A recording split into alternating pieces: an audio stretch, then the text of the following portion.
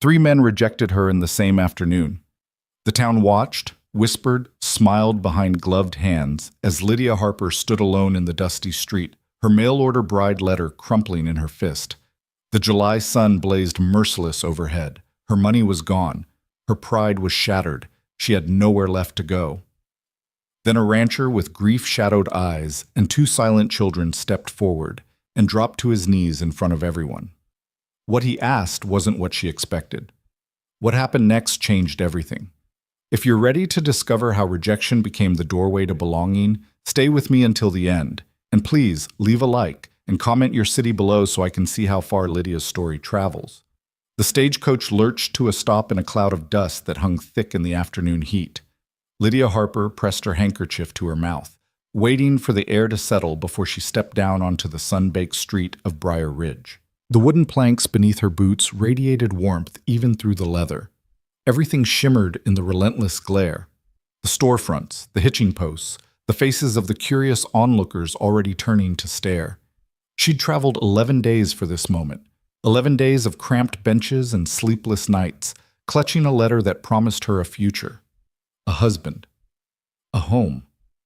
The paper was soft now from being read so many times, the ink slightly smudged where her fingers had traced the words over and over. Seeking respectable woman for marriage. Must be of good character and willing disposition. Briar Ridge offers opportunity for the right sort. The right sort. Lydia had convinced herself she was exactly that. The driver handed down her suitcase without ceremony, then climbed back up to his seat.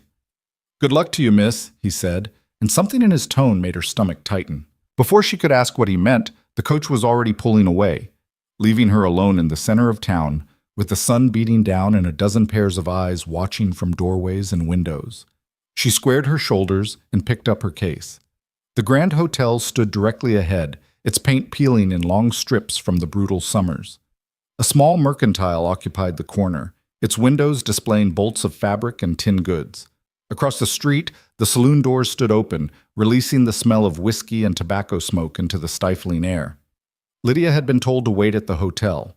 Mr. Patterson would meet her there at 3 o'clock. It was 3:10 now. She made her way up the hotel steps, her skirts collecting dust with every movement.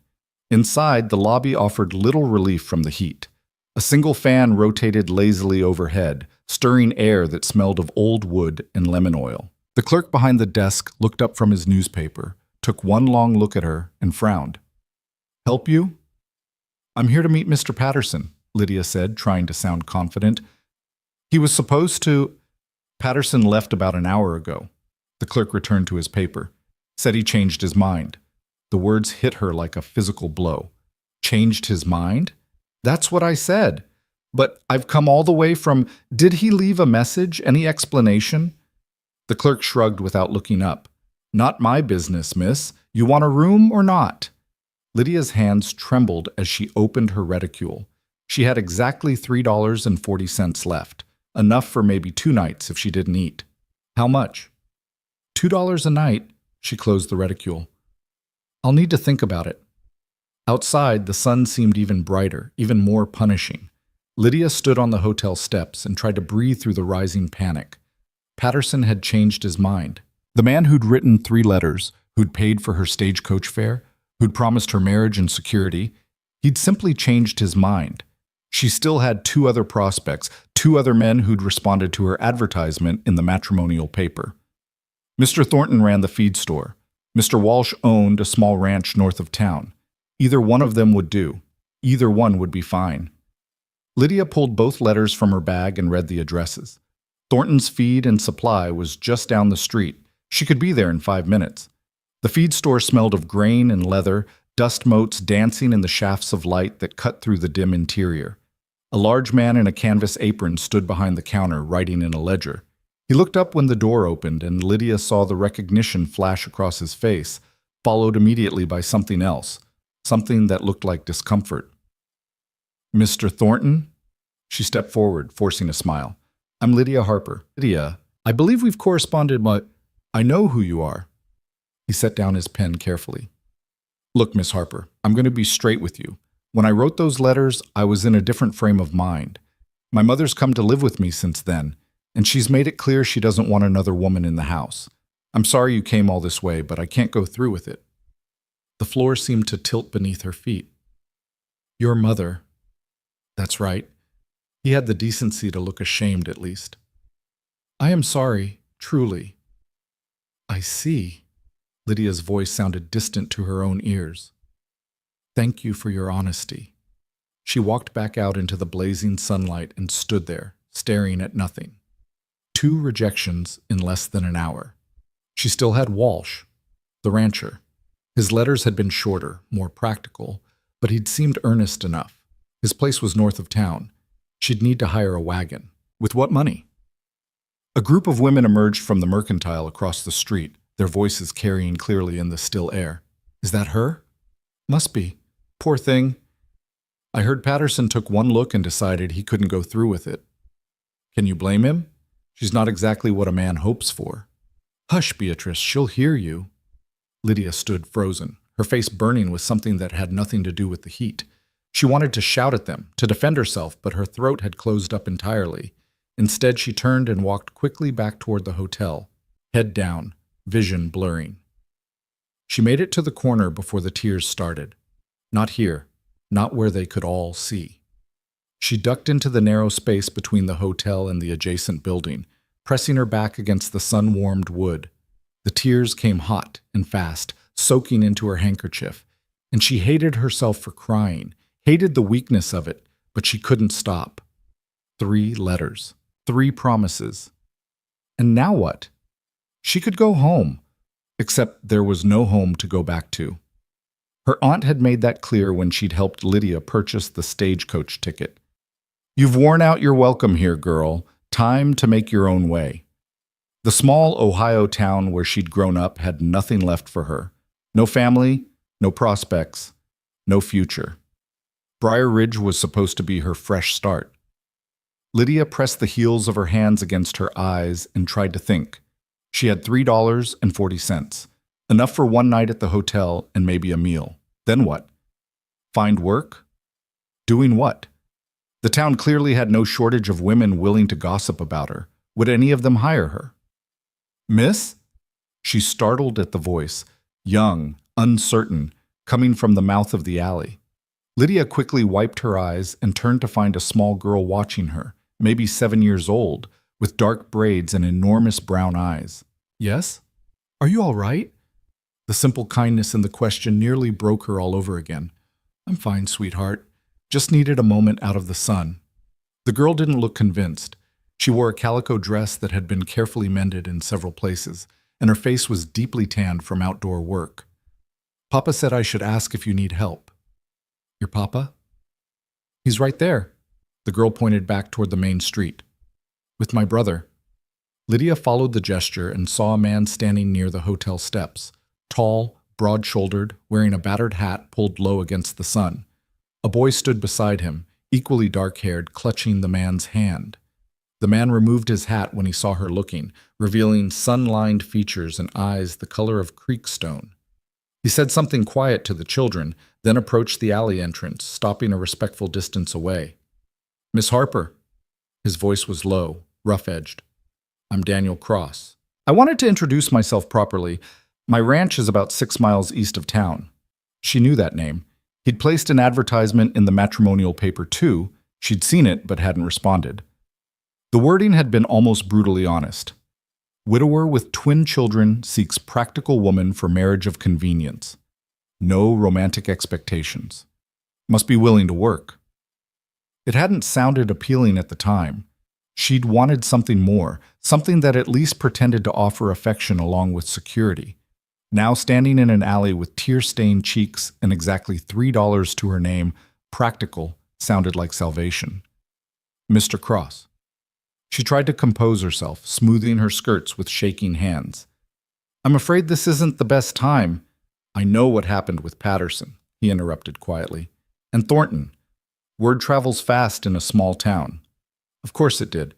Her humiliation was probably the most interesting thing to happen in Briar Ridge all month. "Then you understand why I might prefer to be alone right now." "I do." He turned his hat in his hand, studying the worn brim.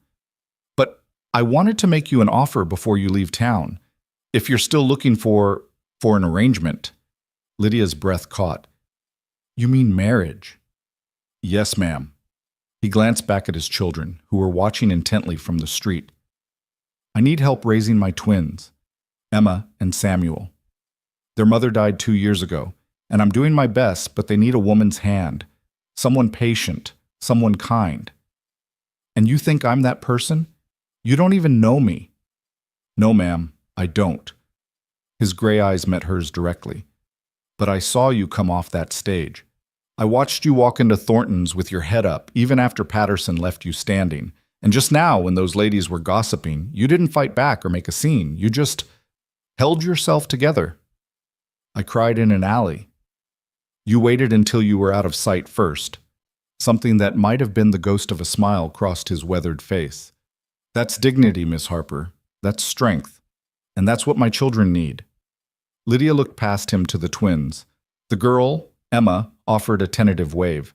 The boy stayed half hidden behind his father's leg, but his dark eyes were curious rather than hostile. What exactly are you proposing? A fair arrangement, Daniel said. You'd have your own room until you decided otherwise. You'd help with the children and the house. In exchange, you'd have a home, security, and my name. We'd marry properly, legal and binding, but I wouldn't expect, that is, I wouldn't pressure you for anything you weren't ready to give. It was the most carefully worded proposal Lydia had ever heard, utterly devoid of romance, completely focused on practicality, and somehow the most honest thing any man had said to her in years. Why me? She asked. You could find someone local, someone the town already knows and trusts. I tried that. His jaw tightened slightly. Turns out most of the women in Briar Ridge aren't interested in raising another woman's children. They want their own families, their own fresh start. Can't say I blame them, but Emma and Sam need someone now, not someday. And I think maybe you need a place to belong just as much as they need someone to care for them. The words struck something deep in Lydia's chest. A place to belong. When had she last had that? Not in her aunt's house, where she'd been tolerated rather than welcomed. Not in the small Ohio town that had watched her parents die and then slowly, quietly, pushed her to the margins of society. An unmarried woman with no family and no prospects wasn't worth much in polite circles. She looked at Emma and Samuel again. They needed a mother. She needed a home. Daniel Cross was offering both, with no false promises, no romantic illusions, just honest desperation meeting honest need. When would you want an answer? Now, if you can manage it. He gestured toward the western sky, where the sun was beginning its long slide toward evening. It's a 6-mile drive back to the ranch. If you're coming with us, we should leave soon. You want me to decide right now? Just like that? I know it's fast, Miss Harper, but I saw what happened today. I know you're running out of options. His voice was gentle despite the bluntness of his words. I'm offering you a way forward. Not an easy one, maybe, but an honest one. That's all I can give you. Lydia closed her eyes. The heat pressed down from above, radiating up from the ground, wrapping around her like a suffocating blanket. Her head ached. Her feet hurt. Her heart felt like it had been trampled by a team of horses. But Daniel Cross was right. She was out of options.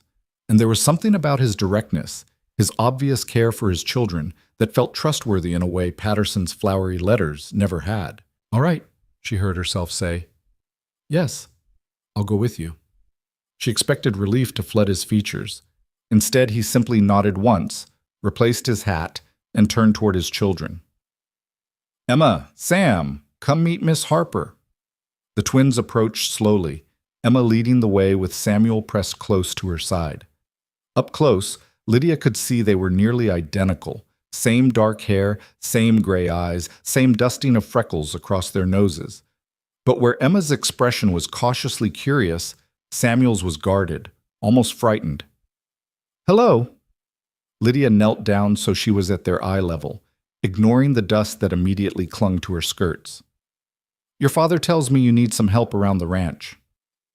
We can do most things ourselves, Samuel said quickly. We're not babies. Samuel, Daniel's tone was gentle but firm. Mind your manners. He's right, though, Emma added, though her voice was softer than her brother's. We help Papa with everything. Feeding chickens, gathering eggs, weeding the garden. We're very useful. I can see that. Lydia met their eyes steadily. I'm sure you are. But even useful people need help sometimes. Everyone does. Samuel's suspicious expression didn't soften, but Emma tilted her head thoughtfully. Are you going to be our new mama? The question hung in the hot air between them. Lydia glanced up at Daniel, but his face was carefully neutral, giving her no guidance.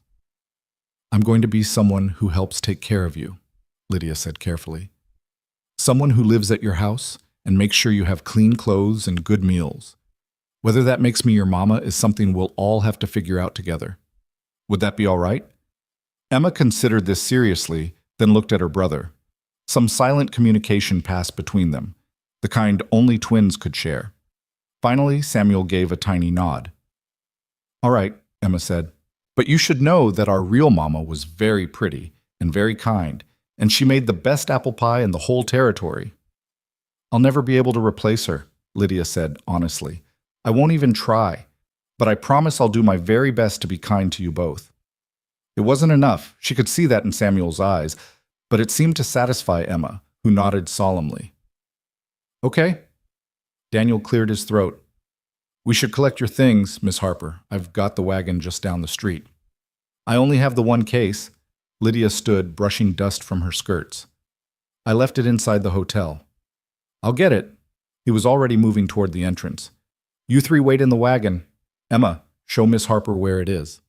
Emma grabbed Lydia's hand with surprising confidence and began tugging her toward the street. Come on! Our wagon's the one with the blue paint. Papa made it himself. Samuel trailed behind them, still quiet, still watchful. The wagon was indeed a painted blue, faded but carefully maintained. Two sturdy horses stood in the traces, their heads lowered against the heat.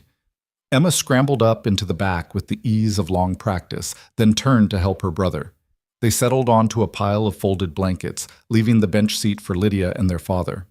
Lydia stood beside the wagon, very aware of the stares from townspeople who'd gathered to watch this unexpected development.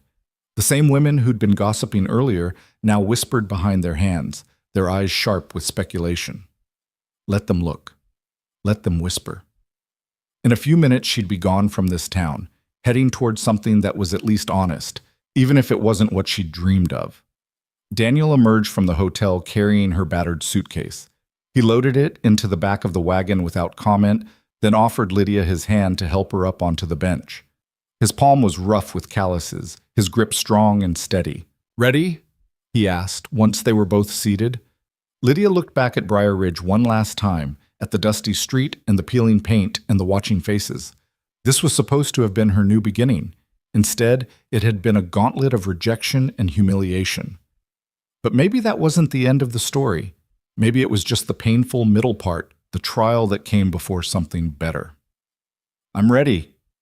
Daniel clicked his tongue and the horses started forward, pulling the wagon away from the hotel, away from the curious stares, away from everything Lydia had hoped for when she'd stepped off the stagecoach just 2 hours ago. The road east cut through open prairie, golden grass stretching to the horizon on both sides. The sun beat down relentlessly, and Lydia was grateful for the slight breeze created by their movement. Behind her, she could hear Emma chattering to Samuel in low tones, but the boy remained mostly silent. Daniel drove with the easy confidence of someone who'd made this journey hundreds of times. He didn't try to fill the silence with small talk, and Lydia appreciated that. Her emotions were too raw, too close to the surface. She needed time to breathe, to adjust, to accept what she'd just agreed to. Marriage to a stranger, motherhood to 2 children who'd lost the woman they loved, life on an isolated ranch 6 miles from the nearest town. What had she done? You're wondering if you made a mistake, Daniel said quietly, his eyes on the road ahead. Lydia startled. I didn't say that. Didn't have to. You've got that look about you, like you're trying to figure out if you can jump off a moving wagon without breaking your neck. Despite everything, a small laugh escaped her. Is it that obvious? Only to someone who's worn the same expression. He shifted the reins to one hand, using the other to adjust his hat against the lowering sun. I felt that way the day I married Catherine, the twins' mother. Stood at the altar wondering what the hell I was doing, marrying a girl I barely knew because our families thought it was a good match. Did it work out? Eventually, his voice softened. Took us about a year to figure each other out. But once we did, we were solid. Good partners. Good friends. He paused. I'm not promising you that, Miss Harper. I'm not promising romance or even companionship beyond what's necessary. But I am promising honesty and respect. That's what I can give. Honesty and respect. It wasn't love, but it was something. More than Patterson or Thornton had offered her anyway. Papa? Emma's voice piped up from the back. Can Miss Harper see the creek when we get home? If there's time before supper, Daniel said. Why? Because it's the prettiest spot on the whole ranch, and I want her to like it here. Lydia felt something tight in her chest loosen slightly. She turned in her seat to look at Emma. I'm sure I will. The girl beamed at her, and even Samuel's expression seemed fractionally less hostile. They drove on as the sun sank lower, painting the prairie in shades of amber and gold. The heat began to ease, though it was still warm enough that Lydia's dress clung damply to her back. Grasshoppers whirred in the tall grass. Hawks circled overhead, riding the thermals. It was beautiful in a spare, lonely kind of way, so different from the green hills and crowded streets of Ohio. There, Daniel said, pointing ahead. That's home. Lydia followed his gesture and saw buildings materializing from the shimmering heat. A house, a barn, several outbuildings. As they drew closer, she could make out more details. The house was simple but well-maintained, with a deep porch running across the front and shutters painted the same faded blue as the wagon. The barn stood tall and sturdy. A chicken coop, a smokehouse, a root cellar, all the necessities of a working ranch. It wasn't grand. It wasn't even particularly pretty, but it looked solid, real, permanent. Daniel pulled the wagon to a stop in front of the house and set the brake. Welcome to Cross Creek Ranch, Miss Harper. The twins were already scrambling down, racing toward the house with the boundless energy of children who'd been confined too long. Daniel climbed down and offered Lydia his hand again. She took it and stepped onto solid ground, her legs slightly unsteady after hours of travel. I'll show you inside, Daniel said. Get you settled before supper. Tomorrow we can talk about the practical details. The wedding, what you'll need, how things work around here. The wedding. Right. Because apparently she was getting married tomorrow. Lydia's head spun, but she followed him up the porch steps and through the front door into a dim, blessedly cool interior.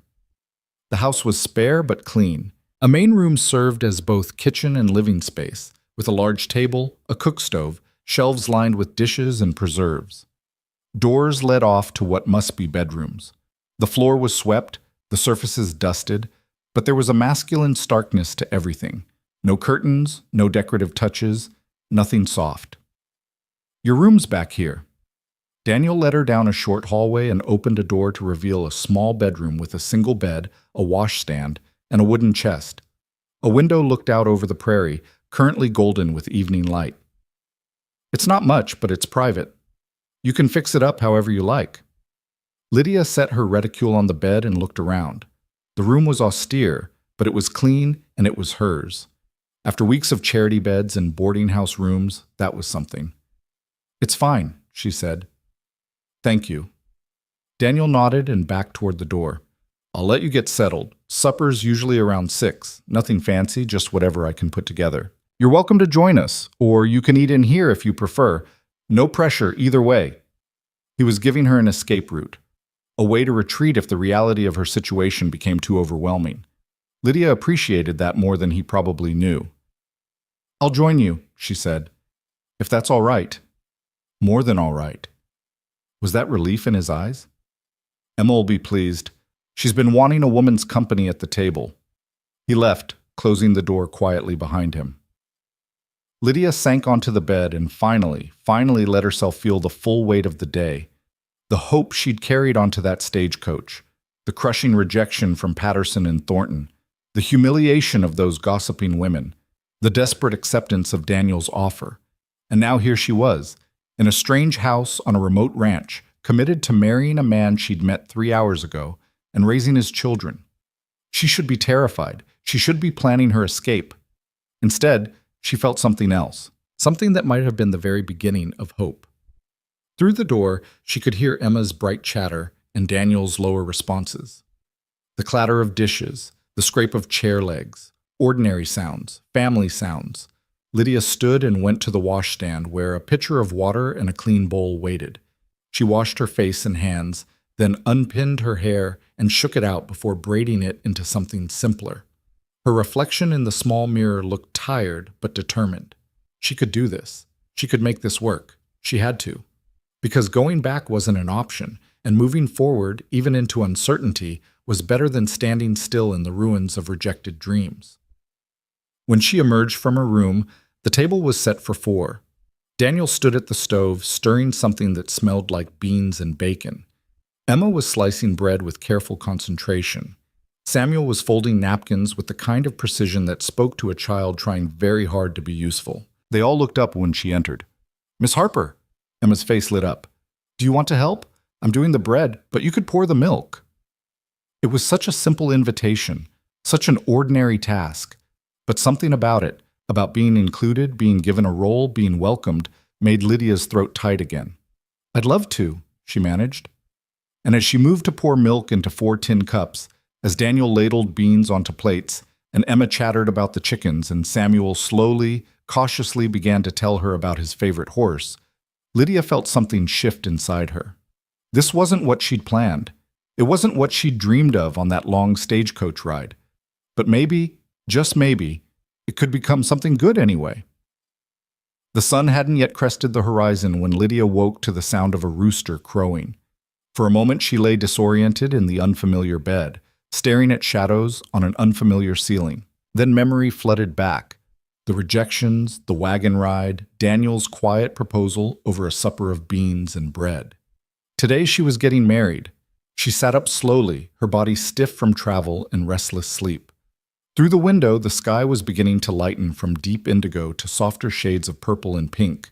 The air that drifted through the open sash was surprisingly cool, a relief after yesterday's oppressive heat. Lydia dressed quickly in her best dress, pale gray cotton with modest lace at the collar, carefully preserved for exactly this kind of occasion. She pinned her hair up with trembling fingers, then stood before the small mirror and tried to see herself as a bride. She looked tired, pale, uncertain. But she was here. That had to count for something.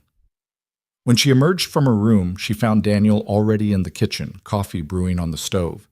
He'd shaved and changed into a clean shirt, though he still wore his work pants and boots. He looked up when she entered, and something flickered in his gray eyes. Surprise, maybe, or appreciation. "Morning," he said. "Coffee's almost ready?" "Thank you." Lydia moved to the table, unsure what else to say. The weight of what they were about to do hung between them like morning mist. Daniel poured 2 cups and brought them to the table, settling into the chair across from her. "I've been thinking about how to do this. Reverend Miller lives in town. He could marry us there, but that means another trip to Briar Ridge, and I thought maybe you'd had enough of that place for a while." Lydia wrapped her hands around the warm cup, grateful for something to hold. "I appreciate that. There's a circuit preacher who comes through the valley every few weeks. Brother Thomas. He's supposed to be at the Hendersons' place today for a baptism. I sent word last night asking if he'd stay on to perform a wedding ceremony. Should hear back this morning. That's very efficient of you." A ghost of a smile crossed Daniel's face. "I'm a practical man, Miss Harper. When I make a decision, I don't see much point in drawing it out. Even when that decision is marriage? Especially then." He took a long drink of coffee. "I've been alone with 2 children for 2 years.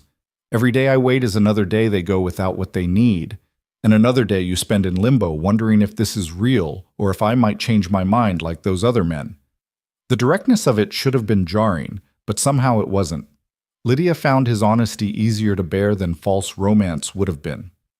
"What do I need to know?" she asked. "About the ceremony? About after?" Daniel set down his cup. "The ceremony will be simple.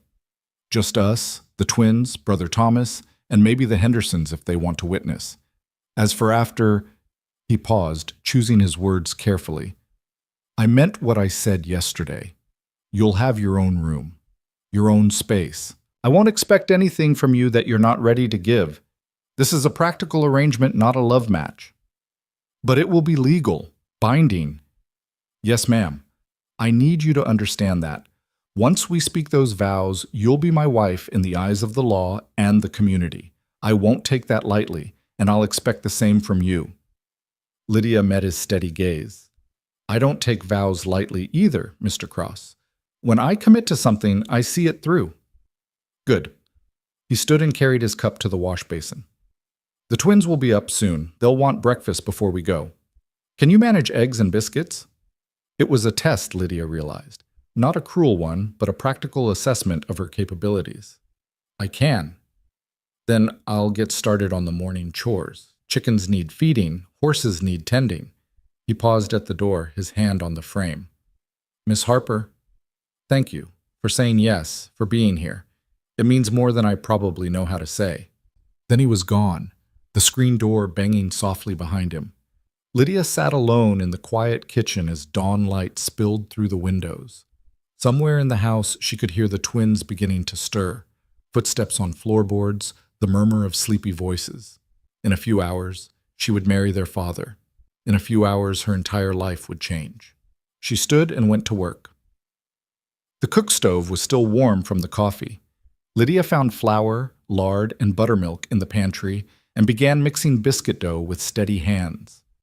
The familiar motions were soothing, cutting in the fat, adding liquid, kneading just enough to bring it together. She'd learned to bake as a girl, standing on a stool beside her mother in a kitchen that smelled of cinnamon and vanilla. That kitchen was long gone now, that life was long gone. But she still had her hands, she still had her skills, she still had the ability to make something warm and good from simple ingredients. Emma appeared in the doorway wearing a nightgown, her dark braids slightly mussed from sleep. "You're making biscuits." "I am. Is that all right?" "Mama used to make biscuits."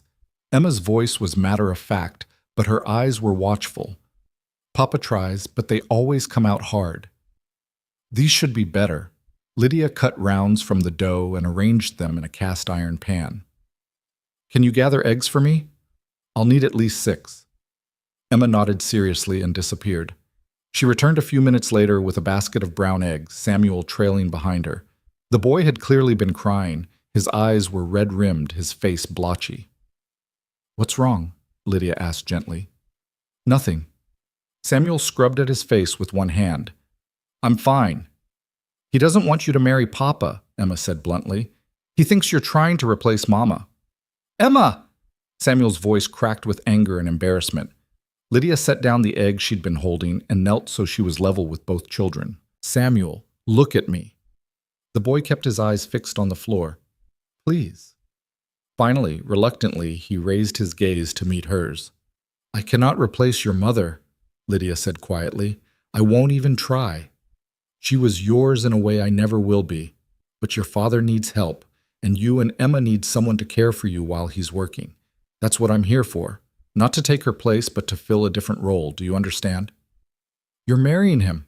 Samuel's voice was thick with unshed tears. "That's what wives do. They replace the old wife." "Is that what you think? That people are just replaceable?" He shrugged miserably.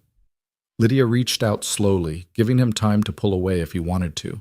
When he didn't move, she rested her hand gently on his shoulder. "Your mama will always be your mama.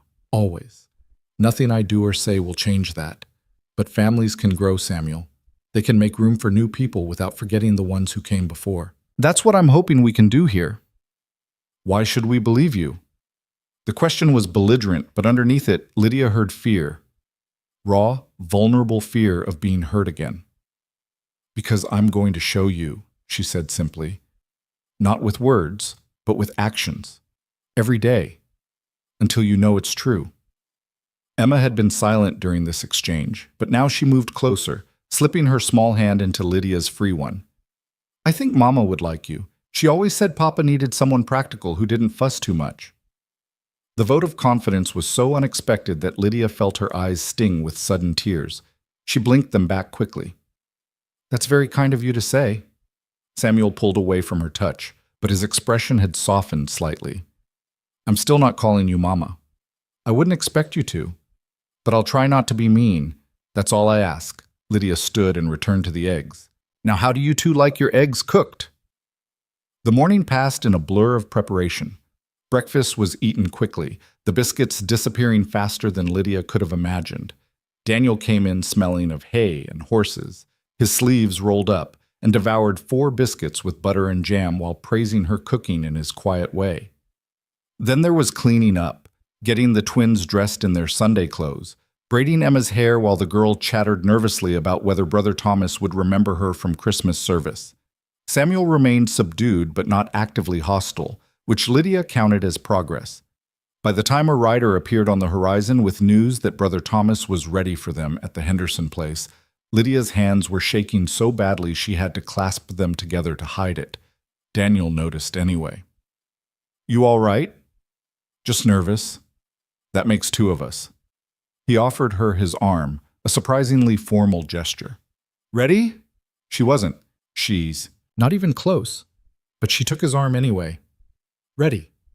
The Henderson Ranch was about 3 miles west, a prosperous spread with whitewashed buildings and well-tended fields. By the time they arrived, a small group had gathered on the front porch. Brother Thomas in his black coat, the Hendersons and their grown children, and a few neighbors who'd apparently stayed after the baptism to witness the unexpected wedding. Lydia felt their eyes on her as she climbed down from the wagon, felt the weight of their curiosity and speculation. Did they know about Patterson and Thornton? Had the gossip already spread this far? Mrs. Henderson, a comfortable-looking woman with iron-gray hair, came forward with a warm smile. "Miss Harper, how lovely to meet you properly. I'm Margaret Henderson. Don't look so worried, dear. We're all friends here." "Thank you." Lydia managed to return the smile, though her stomach was churning. "Let me see to the children while you and Daniel speak with Brother Thomas. Emma, Samuel, there's fresh lemonade in the kitchen and some cookies if you're interested." The twins looked to their father for permission. Daniel nodded and they scampered off, Emma pulling Samuel along by the hand. Brother Thomas was a lean man with kind eyes and work-worn hands. He shook Daniel's hand firmly, then turned to Lydia. "Miss Harper, Daniel tells me you've come a long way to be here." "Yes, sir, from Ohio." "A brave journey for a woman alone." He studied her face carefully. "Are you certain about this marriage? There's no shame in taking more time to know each other if you need it." The question was gentle but direct. Lydia appreciated that he was giving her an out, one last chance to reconsider. But where would she go if she said no? Back to Briar Ridge with $3 in her pocket and nowhere to sleep? Back to Ohio to throw herself on her aunt's mercy? No, she'd made her choice. She would see it through. "I'm certain," she said clearly. Brother Thomas nodded.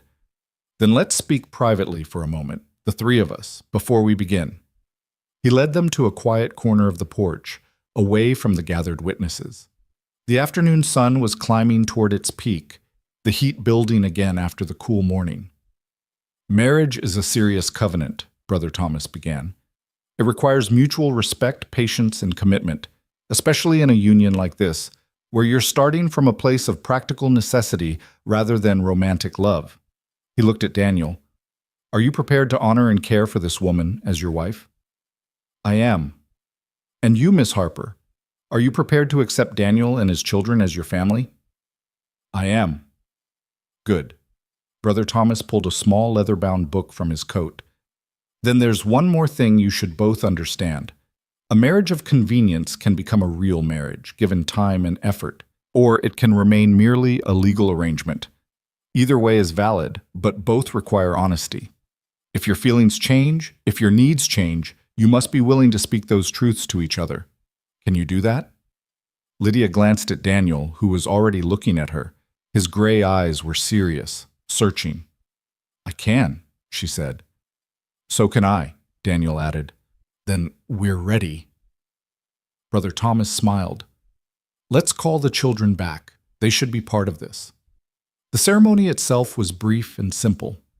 They stood on the porch with the twins flanking them, Emma holding Lydia's hand and Samuel standing stiff and formal beside his father. Brother Thomas spoke about partnership and faithfulness, about building a home together, about the sacred responsibility of family. Lydia barely heard the words. Her focus kept narrowing to small details, the calluses on Daniel's palm when he took her hand, the way Emma squeezed her fingers encouragingly, the distant call of a hawk circling overhead. "Daniel Cross, Do you take this woman to be your lawfully wedded wife, to have and to hold from this day forward? I do. Lydia Harper, do you take this man to be your lawfully wedded husband, to have and to hold from this day forward? Her throat was so tight she could barely breathe, but she forced out the words. I do. Then by the authority vested in me, I pronounce you husband and wife. Brother Thomas closed his book. You may kiss your bride, Daniel. The awkwardness of the moment stretched out. Lydia saw panic flash across Daniel's face. They hadn't discussed this part, hadn't prepared for it.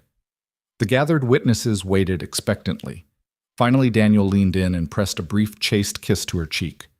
His beard was rough against her skin, his breath warm.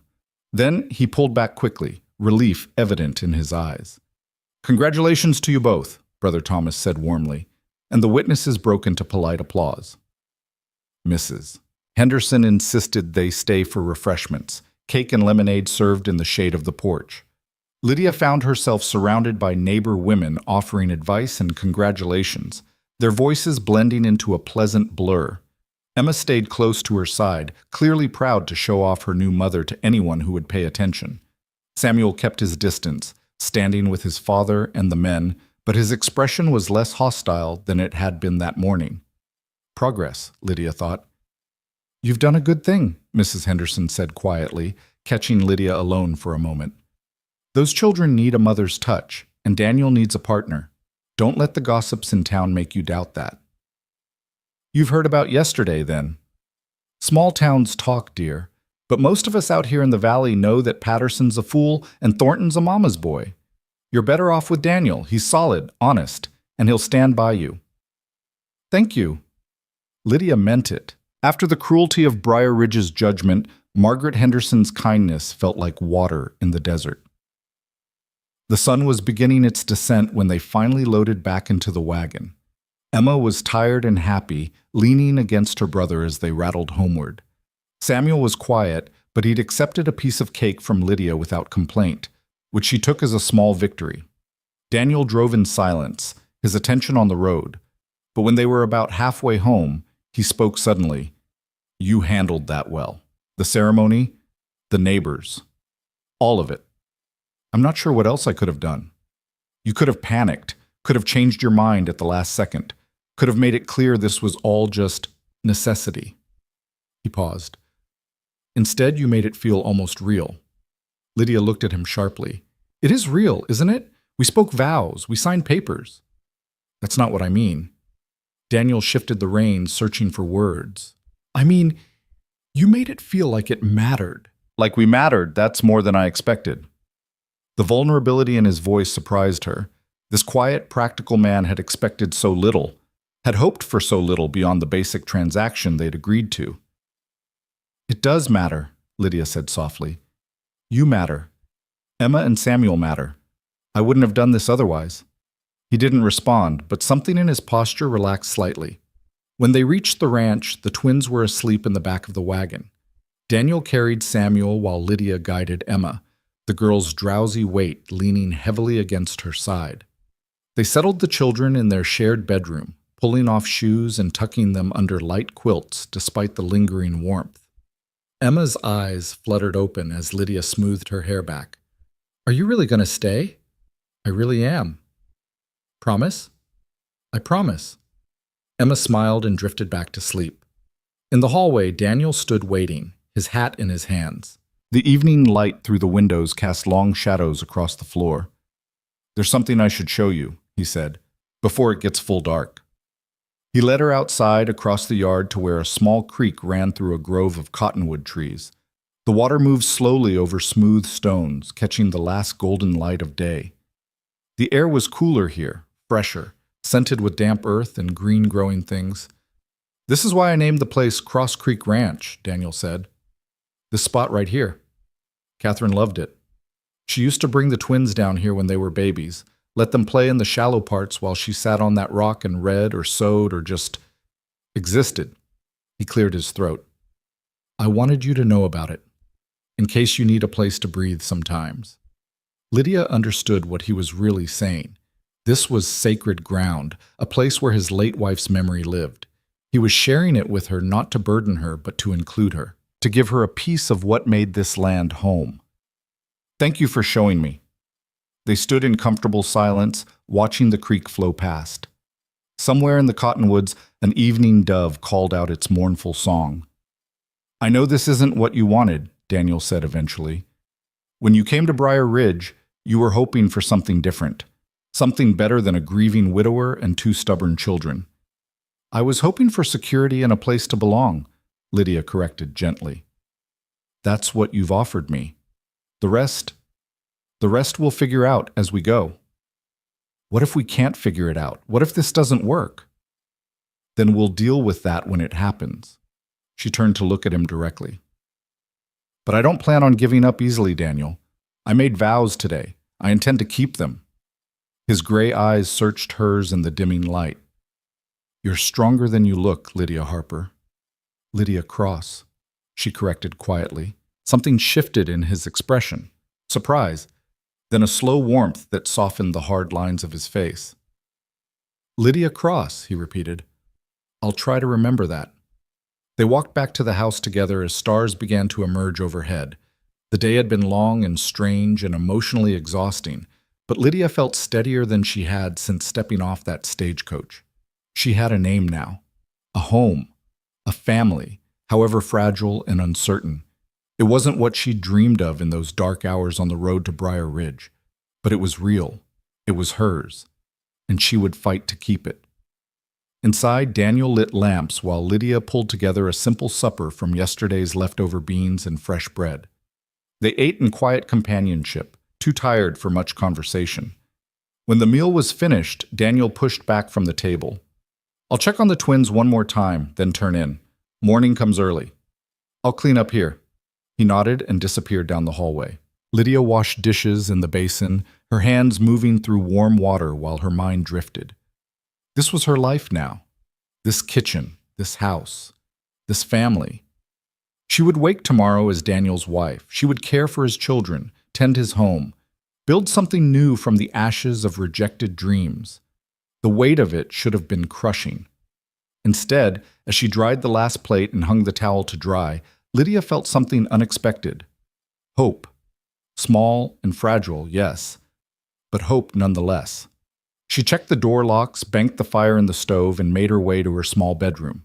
Through the thin walls, she could hear Daniel moving about in his own room, the creak of floorboards and the rustle of clothing, the sounds of a stranger who was now her husband.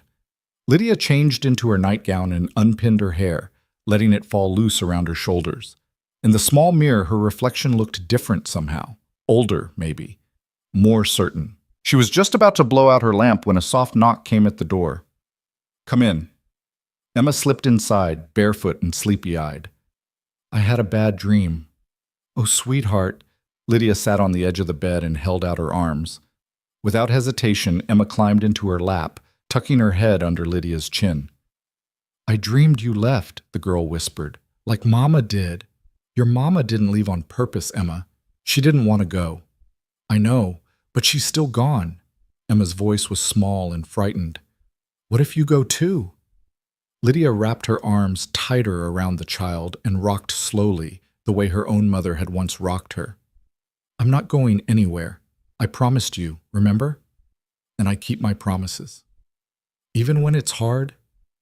Especially when it's hard. They sat like that for a long time until Emma's breathing deepened and her weight grew heavy with returning sleep. Lydia carried her back to the twins' room and tucked her in beside Samuel, who hadn't stirred. When she returned to her own room, she found Daniel standing in the hallway, clearly having heard Emma's visit. She's fine, Lydia said quietly. Just needed reassurance. She gets those dreams sometimes. Usually I'm the one who sits with her until she calms down. I don't mind doing it. Daniel studied her for a long moment. You're good with them. Better than I expected. They're good children. They make it easy. They're grieving children. They make it complicated. Grief is always complicated. Lydia leaned against her doorframe, suddenly exhausted. But it's also honest. I'd rather deal with honest grief than false cheer. Catherine would have liked you, Daniel said unexpectedly. She had no patience for people who pretended everything was fine when it wasn't. It was the first time he'd voluntarily spoken about his late wife in Lydia's presence. The trust implied in that small revelation made her throat tight. I wish I could have known her. So do I. He cleared his throat roughly. Well, good night, Lydia. Good night, Daniel. She closed her door and stood in the darkness for a moment, listening to his footsteps retreat down the hall.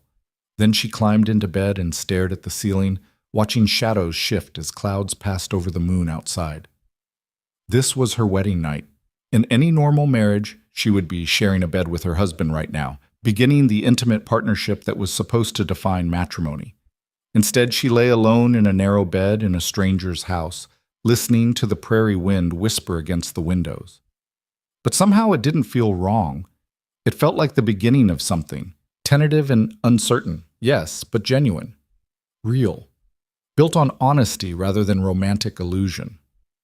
Lydia closed her eyes and let herself drift toward sleep, thinking about Emma's weight in her arms, Daniel's quiet gratitude, Samuel's grudging acceptance, thinking about the creek and the cottonwoods and the way the evening light had turned everything golden. This was her life now. Her family, her home. And despite everything, despite the pain and rejection that had brought her here, despite the strangeness and uncertainty of it all, she was glad. Tomorrow would bring new challenges. She would have to learn the rhythms of the ranch, earn Samuel's full trust, navigate the complex waters of marriage to a man she barely knew. But tonight, on her first night as Lydia Cross, she allowed herself to simply rest, to believe that maybe, just maybe, she had found the place where she belonged. The wind whispered promises through the darkness, and Lydia let them carry her down into dreams of flowing water and golden light, of small hands holding tight and steady voices speaking truth. Dreams of home. The days that followed took on a rhythm Lydia had never experienced before. She woke before dawn to the rooster's call, dressed quickly in the cool darkness, and was at the stove by the time Daniel came in from the barn. Breakfast was coffee and whatever she could manage, biscuits, eggs, sometimes cornmeal mush with butter and honey. The twins appeared sleepy-eyed and quiet, gradually waking as they ate. Then Daniel would head out to the fields or the livestock, and Lydia would face the endless work of keeping a household running. Dishes to wash, floors to sweep, laundry to scrub, and hang in the merciless sun. The vegetable garden needed weeding, the chickens needed feeding, the milk separator needed cleaning. By midday, the heat would be so oppressive she could barely breathe. But there was always more to do. Emma helped without being asked, her small hands surprisingly capable. She showed Lydia where things were kept, explained her mother's systems for organizing the pantry and the linen closet. Samuel kept his distance for the first few days, watching Lydia with wary eyes, testing her with small acts of defiance, tracking mud across the clean floor, leaving his dirty clothes in heaps, refusing to answer direct questions. Lydia didn't rise to the bait. She simply cleaned the mud, washed the clothes, and continued speaking to him with the same patient kindness she showed Emma. If he wanted to punish her for existing, she wouldn't stop him. But she wouldn't let it change how she treated him either. On the fourth morning, she found him in the barn trying to saddle a horse that was clearly too large for him to handle alone. "Need help?" she asked from the doorway. No. He yanked on the cinch strap, his face red with effort and frustration. The horse shifted, nearly stepping on his foot. "Samuel, you're going to get hurt. Let me—" "I said no!" He whirled on her, eyes blazing. "I don't need your help. I don't need you at all. Papa only married you because he felt sorry for you. And now you're here pretending to be our mother when you're not. You're nothing. You're just some woman nobody else wanted." The words cut deep, but Lydia kept her expression calm. She'd heard worse from her aunt's lips, from the gossiping women of Briar Ridge, from the voice in her own head during the darkest moments of that stagecoach journey.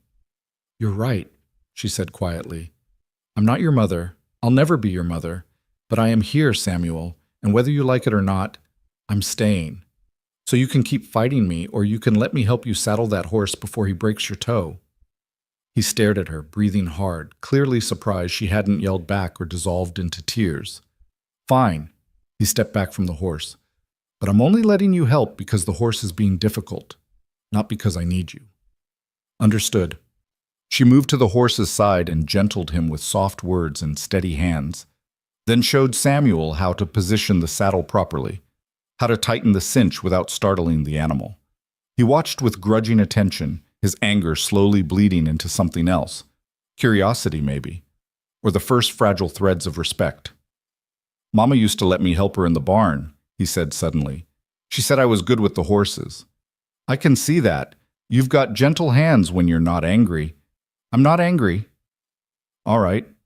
I'm not." Lydia finished with the saddle and stepped back. "There. He's ready for you." Samuel ran his hand along the horse's neck, not looking at her. "Thank you," he muttered. It was the first time he'd thanked her for anything. "You're welcome." She left him there and returned to the house, her hands trembling slightly. It wasn't much, just a tiny crack in the wall he'd built around himself. But it was something. That afternoon, while Emma helped her hang laundry in the scorching heat, the girl said thoughtfully, "Samuel's scared." "Of what?" "Of forgetting Mama. He thinks if he likes you, it means he didn't love her enough." Lydia pinned a sheet to the line and reached for another. "That's not how love works." "I know, but Samuel doesn't understand that yet." Emma handed her a clothespin. "He loved Mama so much. When she got sick, he stayed by her bed for days. Papa had to carry him away to make him eat and sleep. After she died, he didn't talk for almost 2 months." The image of a small boy sitting vigil beside his dying mother made Lydia's chest ache. "I can't imagine how hard that was." "It was the worst thing ever." Emma's voice was matter-of-fact, but her eyes were distant. "I cried all the time, but Samuel just got quiet. Papa said everyone grieves different. Your papa's a wise man." "He's sad too, though. He tries to hide it, but sometimes I hear him at night, walking around the house when he thinks we're asleep. And he doesn't smile like he used to. Not real smiles." Lydia looked at the girl, this solemn child who saw too much and understood too well. "Do you think he'll smile again someday?" "I think so. Maybe when he's not so lonely anymore." Emma tilted her head, studying Lydia with those 2 old eyes. "Do you get lonely?" "Sometimes." "Even now that you're here with us?" "Being with people doesn't always fix loneliness, Emma. Sometimes you can be surrounded by others and still feel alone." The girl considered this seriously. "Is that how you felt in that town? Briar Ridge?" "Yes, very much so." "Well, you're not alone anymore. You're part of our family now." Emma said it with such simple certainty that Lydia had to blink back sudden tears. "And families take care of each other. That's what Mama always said." Lydia set down the laundry basket and knelt in front of Emma, taking both the girl's small hands in hers. "Your Mama was right. And I promise you, Emma, I'm going to take care of this family the very best I can." "I know you will." Emma threw her arms around Lydia's neck in a fierce hug. "That's why I'm glad you're here." They finished the laundry in companionable silence, the sheets snapping in the hot wind. When they returned to the house, Lydia found Daniel sitting at the kitchen table, an unopened letter in his hands and a grim expression on his face. "What's wrong?" He looked up, seeming to register her presence slowly. "Letter from town. There's fever spreading through the valley. 3 families already affected. The Millers, the Johnsons, and the Pratts." Lydia's stomach clenched. Summer fevers were dangerous, especially for children. "How bad?" "Bad enough that Doc Patterson sent word for everyone to stay clear of those homesteads until the sickness passes. He's quarantining the affected families." "We should send food," Lydia said immediately, "and medicine if we have any to spare." Daniel's expression softened slightly. "That's kind of you, but Doc says the best thing we can do is keep our own family healthy. Keep the children away from town, away from other folks. Wait it out." "For how long?" "However long it takes." He stood and moved to the window, staring out at the sun-baked prairie. "Could be a week, could be a month. These things are unpredictable." Emma appeared in the doorway, Samuel behind her. They'd clearly been listening. "Are we going to get sick?" Emma's voice was small. "Not if I can help it," Daniel said firmly. "We're staying put. No trips to town, no visits to neighbors. We have enough supplies to last us a good while." "What about church on Sunday?" Emma asked. "I like church." "No church until the fever passes. Brother Thomas will understand." Samuel's face was pale. The Pratts have kids our age. Billy and Sarah. I know, son. Are they going to die? The question hung in the air, stark and terrible. Daniel's jaw worked, but he couldn't seem to find words that would be both honest and comforting. Lydia moved to stand beside the twins, placing a gentle hand on each of their shoulders. We don't know what will happen, Samuel, but Doc Patterson is doing everything he can for those families, and we're going to do everything we can to keep all of us safe. That means being smart, being careful, and staying together. Mama died from a fever, Samuel said flatly. In the summer, just like now. I remember, sweetheart. So we could die too. We're not going to die. Daniel's voice was rough with emotion. Not if we're careful. Not if we follow the rules. But Lydia could see the fear in his eyes, the memory of loss that made his hand shake slightly as he folded the letter and tucked it into his shirt pocket. He'd already lost his wife to summer sickness. The terror of losing his children the same way must be crushing. That night, Lydia lay awake listening to the house settle around her. Through the walls, she could hear Daniel pacing in his room, his footsteps a restless rhythm across the floorboards. She wanted to go to him, to offer comfort, but what could she say? What comfort could a woman of 4 days' acquaintance possibly provide? She was still lying there, staring at the ceiling, when a small sound made her freeze. A cough. Dry and harsh, coming from the twins' room. Lydia threw off her covers and hurried down the hall, her heart hammering. She pushed open their door to find Emma sitting up in bed, coughing into her hands. In the moonlight streaming through the window, the girl's face looked flushed. Emma? Lydia crossed the room quickly and pressed her hand to the child's forehead. Heat radiated against her palm. Oh no! Daniel appeared in the doorway, clearly having heard the same sound. What's wrong? She's burning up. He was at Emma's side in 3 strides, his large hand gentle on her face. The fear in his eyes was primal, visceral. Emma, sweetheart, how do you feel? Hot. Her voice was small and scratchy. My throat hurts. It's the fever, Daniel breathed. She's caught the fever. We don't know that. Lydia tried to keep her voice calm despite her own rising panic. It could just be a summer cold. Children get them all the time. Or it could be what killed Catherine. Daniel's voice cracked. What if I lose her too? Samuel woke up at the commotion, his eyes wide with terror. Emma? I'm okay, Emma managed, though another cough racked her small frame. Lydia forced herself to think past the fear. Daniel, I need you to get me cool water and clean cloths. Samuel, you're going to help me prop Emma up with extra pillows. We need to keep her comfortable. I should ride for Doc Patterson, Daniel said. No. Lydia caught his arm. You heard what he said. The families with fever are quarantined. If you go to town now, if you bring him back here, you risk exposing all of us to whatever's spreading. We handle this ourselves. I can't. If she dies because I didn't, she's not going to die. Lydia gripped his arm harder, forcing him to meet her eyes. Do you hear me, Daniel? She's not going to die. But I need you to stay calm and help me. Can you do that? He stared at her for a long moment, then nodded shakily. Water and cloths, I'll get them. He disappeared down the hall. Lydia turned to Samuel, who was frozen beside his sister's bed. Samuel, I need those extra pillows from the chest. Can you get them for me? The boy moved like a sleepwalker, pulling pillows from the storage chest and bringing them to his sister's bed. Together they propped Emma up so she could breathe easier, and Lydia stroked the girl's sweat-dampened hair back from her face. You're going to be fine, she murmured. We're going to take care of you. I'm scared, Emma whispered. I know, but you're not alone, sweetheart. We're all right here. Daniel returned with a basin of water and an armload of clean cloths. His hands were steadier now, his fear channeled into action. Lydia soaked a cloth in the cool water and pressed it to Emma's forehead, then her neck, her wrists. The girl sighed with relief.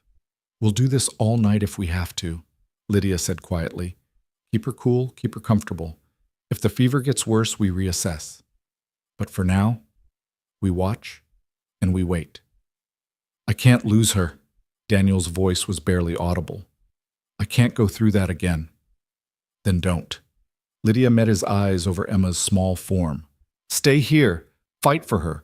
But don't give up before we've even started." Something in her words seemed to steady him. He nodded and pulled a chair close to the bed, settling in for the long night ahead. Samuel climbed onto the bed beside his sister, taking her hand in his. "I'm here too, Emma. I'm not going anywhere." The four of them formed a vigil around Emma's sickbed as the hours crept past. Lydia changed the cool cloths regularly, monitoring the girl's temperature, coaxing sips of water past her cracked lips. Daniel sat rigid with fear, his eyes never leaving his daughter's face. Samuel held his sister's hand and whispered stories to her, tales of their mother, memories of happier times, promises that she would get better. Near midnight, Emma's fever spiked. Her skin felt like fire beneath Lydia's hands, her breathing rapid and shallow. She began to mumble incoherently, lost in fever dreams. "It's getting worse," Daniel said hoarsely. "I should ride for the doctor. I don't care about the risk." "Not yet." Lydia's mind raced through everything her mother had taught her about nursing the sick. "Help me get her nightgown off. We need to cool her down faster." They worked together, stripping Emma down to her underclothes and applying cool water to every inch of her burning skin. The girl whimpered but didn't fully wake. Samuel fetched fresh water when the basin grew warm, making trip after trip to the well in the darkness. An hour passed, then 2. Emma's fever refused to break. Lydia prayed silently as she worked, her hands moving in steady rhythm, even as terror clawed at her chest. She'd made promises to this child. She'd sworn she wouldn't leave. She couldn't break that promise now. "Please," Daniel whispered into the darkness, "please don't take her from me." Samuel had fallen asleep on the floor, exhausted by fear and effort. Emma's breathing was labored, her small chest rising and falling too quickly. Then, as the first gray light of dawn began to filter through the window, something changed. Emma's skin felt fractionally cooler beneath Lydia's touch. Her breathing slowed, deepened. The tension in her small body began to ease. "Daniel!" Lydia's voice shook. "Feel her forehead." He reached out with trembling hands and pressed his palm to Emma's brow. Relief flooded his features. "It's breaking. The fever's breaking." They watched in silent awe as the crisis passed. Emma's color improved. Her breathing normalized. By the time full morning light filled the room, she was sleeping peacefully, her temperature nearly normal. Lydia sat back, suddenly aware that she was shaking all over. Her nightgown was soaked with sweat and water. Her back ached from hours of bending over the bed. But Emma was breathing. Emma was alive. Daniel stood abruptly and walked to the window, his shoulders rigid. For a long moment he just stood there, staring out at the prairie. Then his shoulders began to shake. Lydia rose and went to him, placing a gentle hand on his back. He turned and pulled her into a fierce embrace, his face buried against her shoulder as silent sobs racked his frame. She held him, this strong man breaking apart with relief and remembered grief, and let him take whatever comfort he needed. "I thought I was going to lose her," he choked out. "Just like Catherine, I thought, but you didn't. She's going to be fine. Because of you." He pulled back enough to look at her, his eyes red-rimmed and raw. "You saved her. You knew what to do. You stayed calm. You didn't give up. We saved her. All of us together." "No." His hands gripped her shoulders. "You did this, Lydia. If you hadn't been here." His voice broke again. Samuel stirred on the floor, waking to find his father holding their stepmother in the strengthening dawn light. The boy's eyes widened, but before he could speak, Emma's voice came soft and scratchy from the bed. "Papa?" Daniel released Lydia and rushed to his daughter's side, gathering her into his arms with infinite gentleness. "I'm here, baby. I'm right here. I had scary dreams. I know, but they're over now. You're going to be all right." Emma's gaze found Lydia standing by the window. "You stayed." "Of course I stayed. I promised you, didn't I?" "You kept your promise." "I always will." Samuel got to his feet and crossed to Lydia's side. He stood there for a moment, struggling with something internal, then suddenly wrapped his arms around her waist and pressed his face against her side. "Thank you," he whispered. "Thank you for saving her." Lydia's hand came up to stroke his dark hair, tears finally spilling down her cheeks. You helped save her too, Samuel. You were so brave. They stood like that for a long moment, Lydia and Samuel by the window, Daniel and Emma on the bed, the morning light washing over them all. A family bound together by crisis, by fear, by the fierce determination to protect each other. Daniel looked over at them, and for the first time since Lydia had met him, she saw something like hope in his weathered face. The day passed in careful vigilance. Emma slept most of it, waking only for sips of water and a few bites of broth. Her fever stayed down, her breathing remained clear. By evening, she was well enough to complain about being confined to bed, which Lydia took as an excellent sign. Samuel refused to leave his sister's side except when Lydia forced him to eat and rest. Daniel moved through his chores mechanically, checking on Emma every hour as if afraid she might slip away when he wasn't looking. Lydia held the household together through sheer force of will. She cooked, cleaned, tended the livestock, all while monitoring Emma's condition. Her body ached with exhaustion, but she didn't dare stop. If she stopped, if she let herself feel the full weight of what had almost happened, she might collapse entirely. That night, after Emma had eaten a full bowl of soup and pronounced herself almost completely better, after Samuel had finally fallen asleep in his own bed, after the lamps were extinguished and the house was quiet, Lydia found herself standing on the front porch staring up at the stars. She heard the screen door open behind her, knew without looking that it was Daniel. "Can't sleep?" he asked quietly. "Too much running through my head." He came to stand beside her, close enough that she could feel the warmth radiating from his body in the cooling night air. "I owe you an apology." "For what?" "For marrying you out of desperation. For bringing you into this without really considering what I was asking. For expecting you to just handle everything." He paused. "You deserved better than that." "Daniel, let me finish." His voice was rough but determined.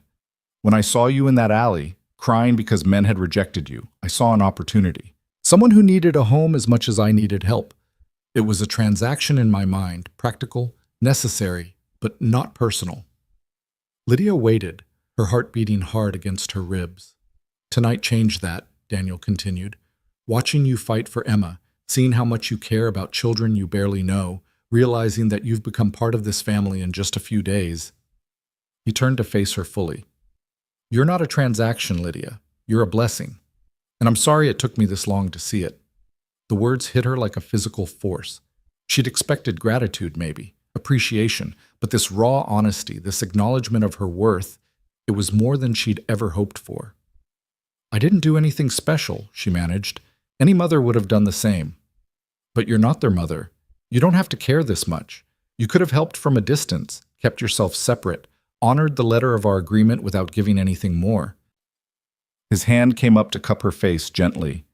"Instead, you gave everything. You stood with us in the worst moment, and you didn't flinch." Lydia closed her eyes, leaning into his touch. "I made vows, Daniel. I meant them."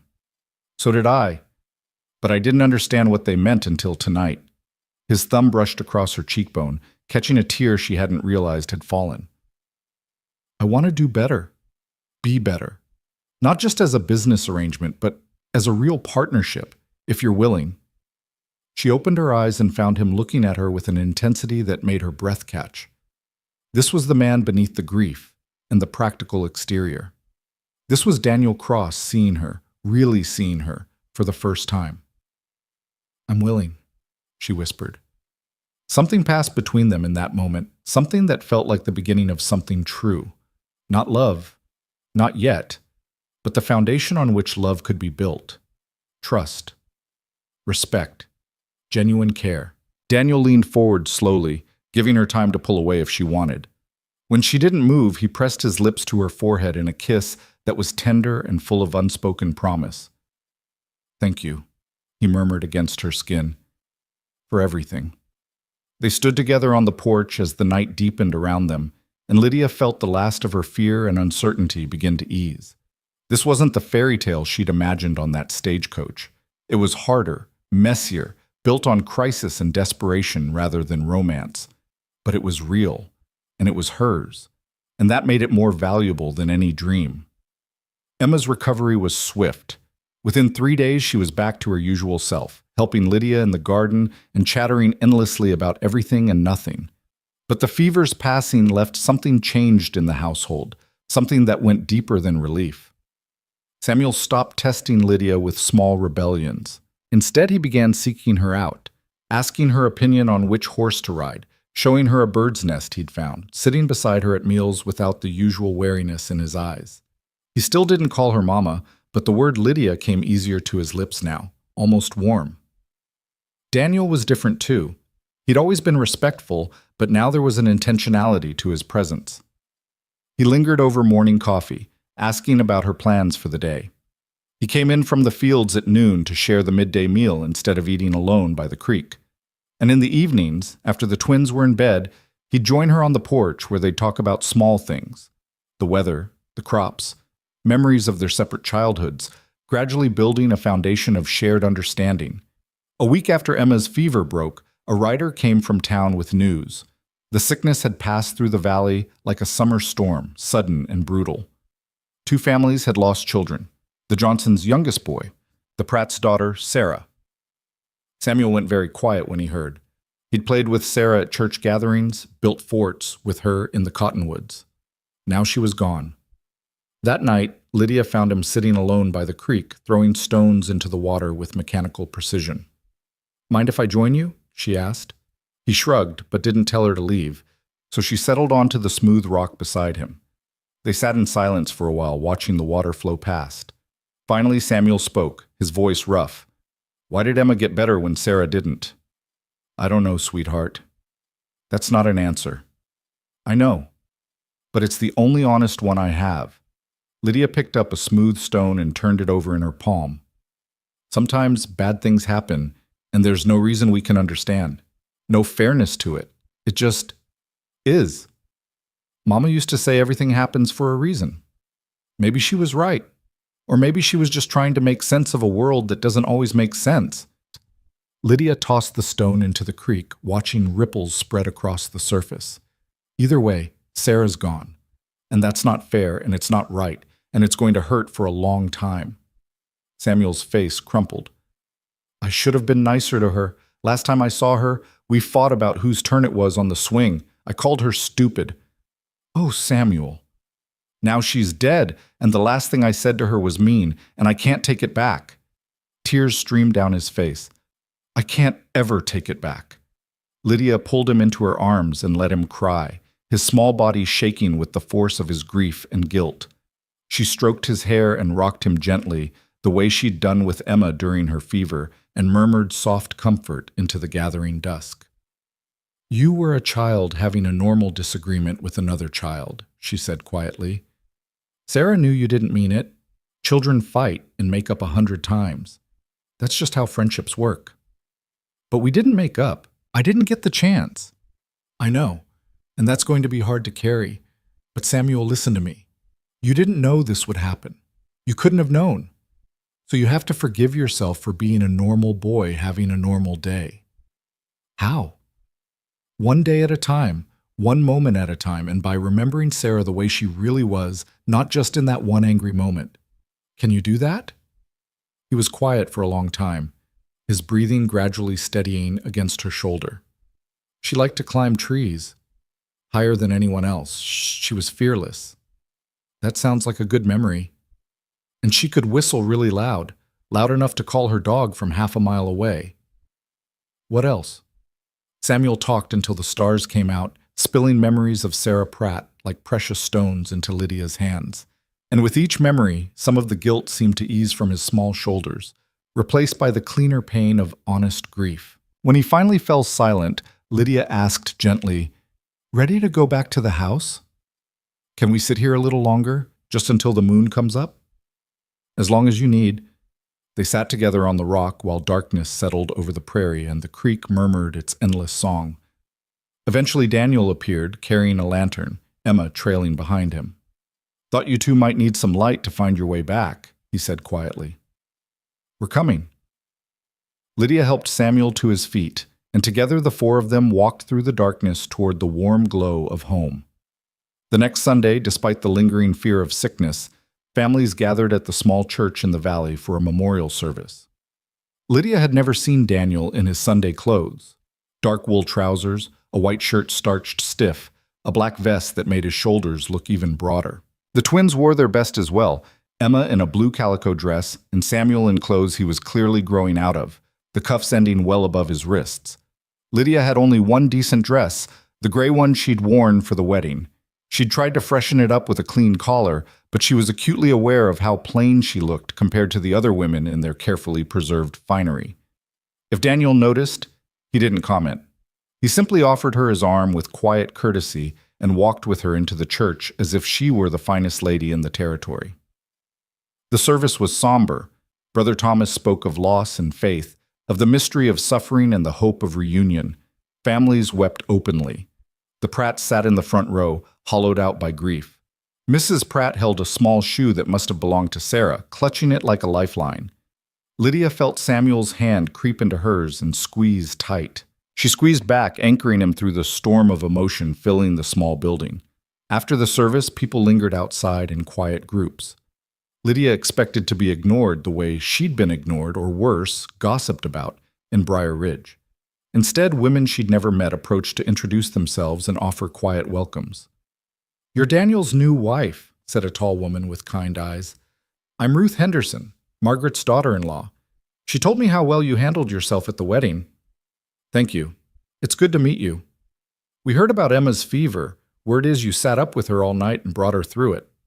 Lydia glanced at Daniel, who was talking with a group of ranchers nearby. "We all did. It was a family effort. Margaret also mentioned you were the mail-order bride those fools in town rejected." Ruth's voice was matter-of-fact, no judgment in it. "Their loss is Daniel's gain, I'd say. Those children needed someone with backbone."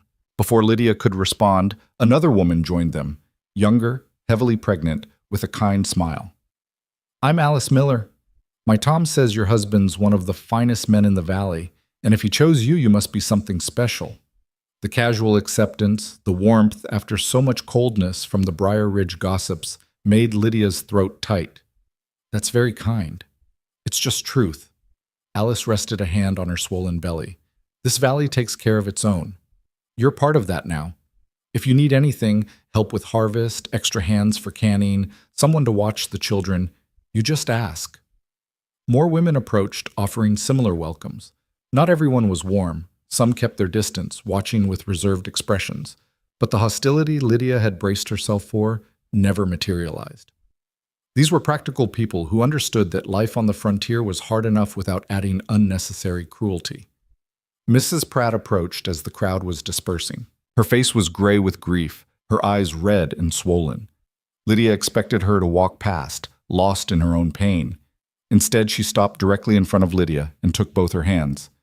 "Daniel told me what you did for Emma," she said hoarsely, "how you fought for her all night."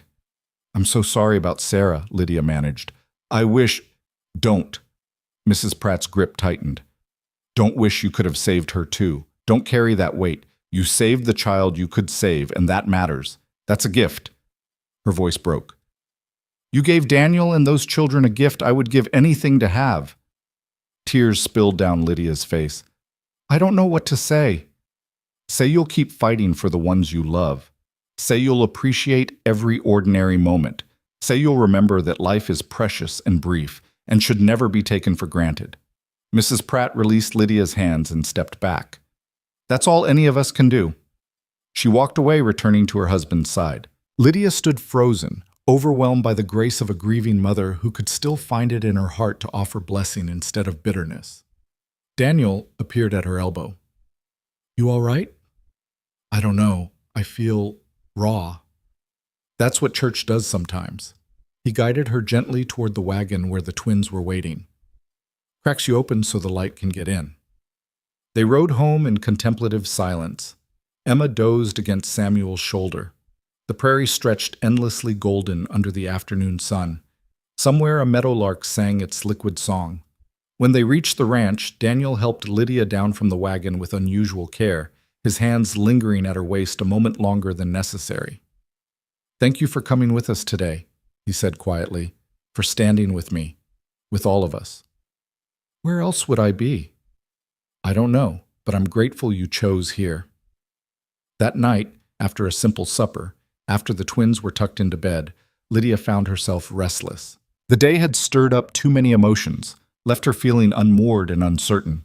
She changed into her nightgown, then stood at her window watching moonlight silver the prairie. A soft knock at her door made her turn. "It's me." Daniel's voice came low through the wood. "Can I talk to you?" She opened the door to find him still in his trousers and undershirt, his hair mussed as if he'd been running his hands through it. He looked uncertain, almost vulnerable. "What's wrong?" "Nothing's wrong. He paused, searching for words. "Can I come in? Or would you rather talk out here?" Lydia stepped back, allowing him entry. He moved to the window, keeping a respectful distance, his shoulders tight with tension. "I've been thinking about what Mrs. Pratt said to you," he began, "about appreciating every ordinary moment, about not taking life for granted. It was generous of her, considering." "It was. But it also made me realize I've been doing exactly what she warned against." He turned to face her. "I've been so focused on just surviving each day, on keeping the ranch running and the children fed, that I haven't actually been living. I've been going through the motions." "That's understandable. You've been in survival mode." "Maybe, but you've been here less than 2 weeks and you've already changed everything. The house feels different, warmer. The twins are smiling again. I'm smiling again."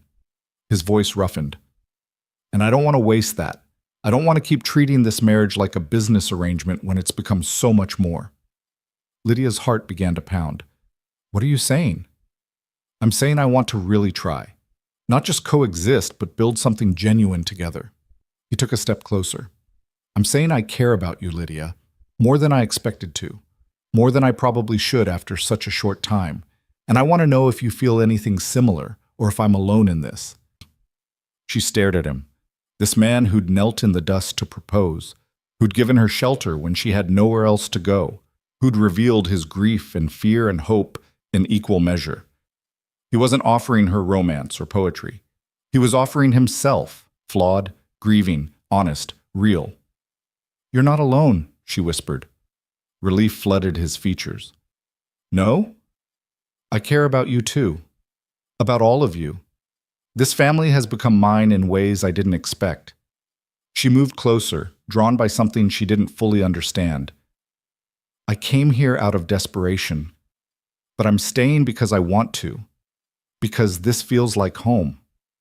Even though it's hard, even though we're still figuring each other out, especially because of that. Easy things don't mean much, but something you have to fight for, something you build together from nothing, that matters." Daniel reached out slowly, giving her every chance to pull away. When she didn't, he cupped her face in both hands, his calloused palms rough against her skin. "I don't know how to do this, how to open my heart again after losing Catherine. I'm probably going to make mistakes. So will I. But I want to try, with you. If you'll have me." Instead of answering with words, Lydia rose on her toes and pressed her lips to his. The kiss was tentative at first, exploratory, both of them learning the shape and taste of each other. Then Daniel made a low sound in his throat and pulled her closer, his arms wrapping around her waist as the kiss deepened. It wasn't like anything Lydia had imagined. It wasn't gentle or sweet. It was hungry and desperate and achingly real. Two lonely people reaching for connection, for comfort, for the promise that life could offer more than mere survival. When they finally broke apart, both breathing hard, Daniel rested his forehead against hers. "Stay with me tonight," he said roughly. "Not because you have to, not because of vows or obligation, but because you want to." Lydia's answer was to take his hand and lead him toward the bed. What followed was tender and awkward and deeply intimate. They learned each other slowly, with gentle hands and whispered questions, building trust with every touch. Daniel was careful with her, almost reverent, and when she gasped his name into the darkness, he gathered her closer as if she were something precious. Afterward, they lay tangled together, skin against skin, listening to the night sounds through the open window. Daniel's fingers traced idle patterns on her shoulder, and Lydia felt more anchored than she had in years. "I never thought I'd feel this again," Daniel murmured. "This kind of peace." "Neither did I. Catherine would have liked you, really liked you." He paused. "Is it wrong that I'm glad you're here?" even though it means she's not. I don't think so. I think she'd want you to be happy, to give the twins a mother who loves them. Do you love them? Lydia considered the question seriously. I'm learning to. Every day they show me something new, something that makes me care more deeply. Is that love?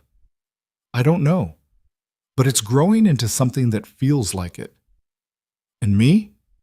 His voice was carefully neutral. What are you learning about me? That you're stronger than you think, kinder than you know, that you carry your grief with dignity, but you're ready to put it down and reach for something new. She turned in his arms to face him. That you're a good man, Daniel Cross, and I'm lucky to have found you, even if it took 3 rejections to get here. He kissed her forehead, her cheeks, finally her lips. Those men were fools. Maybe. Or maybe everything had to happen exactly the way it did to bring me here, to this ranch, to you. They fell asleep wrapped together, and when Lydia woke in the gray pre-dawn light, she found herself alone. For a moment, panic seized her. Had he regretted it? Changed his mind? Then she heard sounds from the kitchen. Coffee brewing. The crackle of wood in the stove. She dressed quickly and padded down the hall to find Daniel making breakfast, still in his undershirt and trousers, his feet bare on the wooden floor. He looked up when she entered, and his smile was soft and real and meant only for her. Morning. Good morning. She moved to his side, unsure of the protocol now. Were they different today? Had last night changed everything? Daniel answered the question by pulling her into a gentle embrace, pressing a kiss to her hair. Sleep well? Better than I have in months. Good. He released her reluctantly. I'm making eggs and biscuits. Figured I should contribute more around here instead of leaving all the cooking to you. I don't mind cooking. I know, but we're partners now, real partners. That means sharing the work. He cracked eggs into a skillet with competent efficiency. Besides, you've got enough to manage without doing everything yourself. Lydia poured coffee for both of them, warmth spreading through her chest that had nothing to do with the hot liquid. This was what she'd hoped for without knowing how to name it. Not grand passion or dramatic romance, but simple partnership. Shared labor. Mutual respect. The quiet comfort of knowing someone had your back. The twins appeared while breakfast was cooking, Emma bright-eyed and chattering, Samuel quieter but present. They ate together as morning light filled the kitchen, and Lydia felt the pieces of her new life clicking into place. After breakfast, Daniel pulled on his boots and hat. I need to check the north fence line today. Probably be gone most of the morning. You 3 all right here? We'll be fine, Lydia assured him. Emma and I are planning to work in the garden, and Samuel's going to help me with the butter churning. Samuel made a face. Churning is boring. So is complaining, but you manage that just fine, Emma teased. Emma! Daniel's voice held warning, but Lydia could see him fighting a smile. It's all right, Samuel said quickly. I'll help. Lydia showed me a game we can play while we work. Makes it go faster. The casual use of her name, the acceptance implied in it, made Lydia's throat tight. She met Daniel's eyes and saw her own emotion reflected there. Gratitude, wonder, the fragile hope that they were actually building something real. I'll be back by noon, Daniel said, settling his hat. At the door he paused, looking back at the 3 of them gathered around the table. This is good. All of this. Just wanted you to know. Then he was gone, the screen door banging softly behind him. The morning passed in productive rhythm. Lydia and Emma weeded the vegetable garden while Samuel worked nearby, feeding the chickens and collecting eggs. The heat built steadily, but a breeze off the prairie made it bearable. Around mid-morning, Emma sat back on her heels and said thoughtfully, You're different than you were when you first got here. How so? You smile more, and you don't look scared anymore. Lydia considered this. I suppose I was scared at first. Everything was so new and uncertain. Are you still scared? Sometimes, but not of the same things. Lydia pulled a stubborn weed from between the tomato plants. Now, I'm mostly scared of letting you all down, of not being enough. You're enough, Emma said with simple certainty. You're exactly enough. The vote of confidence from this solemn child undid something in Lydia's chest. She pulled Emma into a quick hug, breathing in the scent of sunshine and girl sweat and growing things. Thank you, sweetheart. Samuel appeared carrying a basket of eggs. I got 14. That's more than yesterday. Excellent work. Lydia stood and brushed dirt from her skirts. What do you say we take a break? There's lemonade in the cold box. They settled on the porch in the shade, sipping cool lemonade and watching the prairie shimmer in the heat. In the distance, Lydia could see Daniel working on the fence line, his movement steady and sure. Can I ask you something? Samuel said suddenly. Of course. Are you going to have a baby? The question caught Lydia completely off guard. Heat flooded her face. That's not... Why would you ask that? Because Papa slept in your room last night, Samuel said matter-of-factly. I got up for water and saw his door was open and his bed wasn't slept in. And Mama always said that's how babies happen, when grown-ups share a bed. Emma was watching Lydia with bright, curious eyes. We wouldn't mind a baby. Might be nice to have someone littler than us around. Lydia struggled to find appropriate words. Well, that's... Yes, sometimes when married people share a bed, babies can happen. But not always. And not right away. But it could happen. It could, someday. Lydia took a long drink of lemonade to buy time.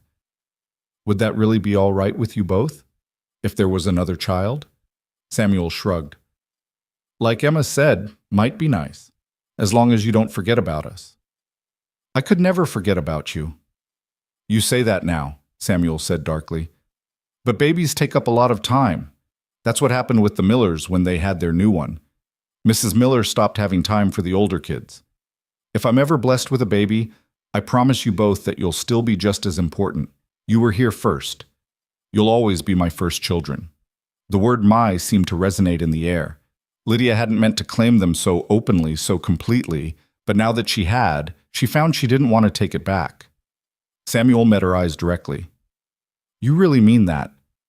I really do. Okay then. He drained his lemonade and stood.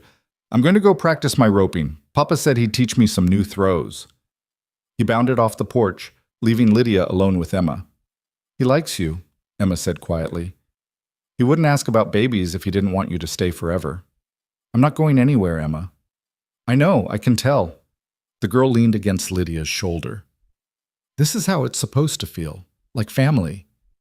Lydia wrapped her arm around Emma and pulled her close, watching Samuel practice with his rope in the yard, while Daniel worked in the distance and the prairie rolled endlessly golden under the summer sun. This was family, imperfect, cobbled together from loss and necessity and desperate hope, but real, solid, growing stronger every day, and Lydia knew with bone-deep certainty that she would fight to protect it, nurture it, help it flourish. Because this messy, beautiful, hard-won family was exactly what she'd been searching for all along. She just hadn't known it until she found it. Summer deepened into long golden days and warm velvet nights. The wheat grew tall in the fields, turning from green to amber under the relentless sun. Lydia fell into the rhythm of ranch life as if she'd been born to it, though her hands blistered and her back ached, and some mornings she woke wondering how she'd managed to find strength for another day's work. But she always did find it. In Emma's morning hugs and Samuel's rare smiles, in Daniel's quiet presence beside her as they worked side by side, in the knowledge that she was building something that mattered, something that would last. 3 weeks after Emma's fever, a letter arrived from town. Daniel brought it to the breakfast table, his expression troubled as he read. What is it? Lydia asked, pouring coffee. Patterson, the mail-order man who rejected you. Daniel's jaw tightened. He's written to apologize, says he made a mistake, says he'd like to call on you properly, see if there might still be a chance. The silence that fell was thick and dangerous. Samuel stopped eating mid-bite. Emma's eyes went wide. That's ridiculous, Lydia said flatly. I'm married, to you. I know that, but he seems to think... Daniel's voice was carefully controlled. He seems to think our arrangement might not be permanent, that you might have married me out of desperation rather than choice. He thinks correctly about the desperation part, Lydia said. I did marry you because I had no other options, but that doesn't mean I want to undo it now that I do have options. Daniel looked up sharply. You consider Patterson an option? Of course not. He's a fool who doesn't know his own mind. Lydia reached across the table and took Daniel's hand. But I want you to understand something. I'm not staying because I'm trapped. I'm staying because I choose to. Every single day I choose this. Choose you. Choose us. The tension in Daniel's shoulders eased slightly. You're certain? Completely. Because if you ever want something different, Daniel Cross, you stop that right now. Lydia's voice was fierce. I made vows. I meant them. And I'll be very angry if you suggest I'm the kind of woman who'd abandon her family at the first sign of a supposedly better offer. Emma let out a nervous giggle. She called us her family. We are her family, Samuel said firmly. And she's ours. So Mr. Patterson can go find someone else to reject and then change his mind about. Daniel squeezed Lydia's hand, something like wonder in his gray eyes. What should I write back to him? Tell him Mrs. Cross is very happy with her current situation and has no interest in his belated regrets. Lydia smiled. Or better yet, don't respond at all. He doesn't deserve the courtesy. Daniel stood, came around the table, and kissed her soundly in front of the children. Emma squealed with delight. Samuel made a gagging noise, but couldn't hide his grin. Consider the letter ignored, Daniel said when he pulled back. Now let's finish breakfast. We've got a full day ahead. That afternoon, while Daniel worked in the far fields and the twins played by the creek, Lydia tackled the one task she'd been avoiding, Catherine's trunk. It sat in the corner of the main bedroom, a beautiful carved chest that held the late Mrs. Cross's personal belongings. Daniel had mentioned it once, saying she was welcome to go through it if she wanted, but Lydia had felt like an intruder every time she considered opening it. Now, though, it felt necessary. Not to erase Catherine's memory, but to understand the woman whose place she'd taken, to honor her properly. Lydia knelt beside the trunk and lifted the lid carefully.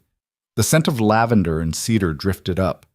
Inside were neatly folded dresses, a few books, a painted music box, and bundles of letters tied with ribbon. At the very bottom, wrapped in tissue paper, was a wedding dress. Lydia lifted it out with reverent hands. The fabric was cream-colored silk, beautifully preserved, with delicate lace at the collar and cuffs.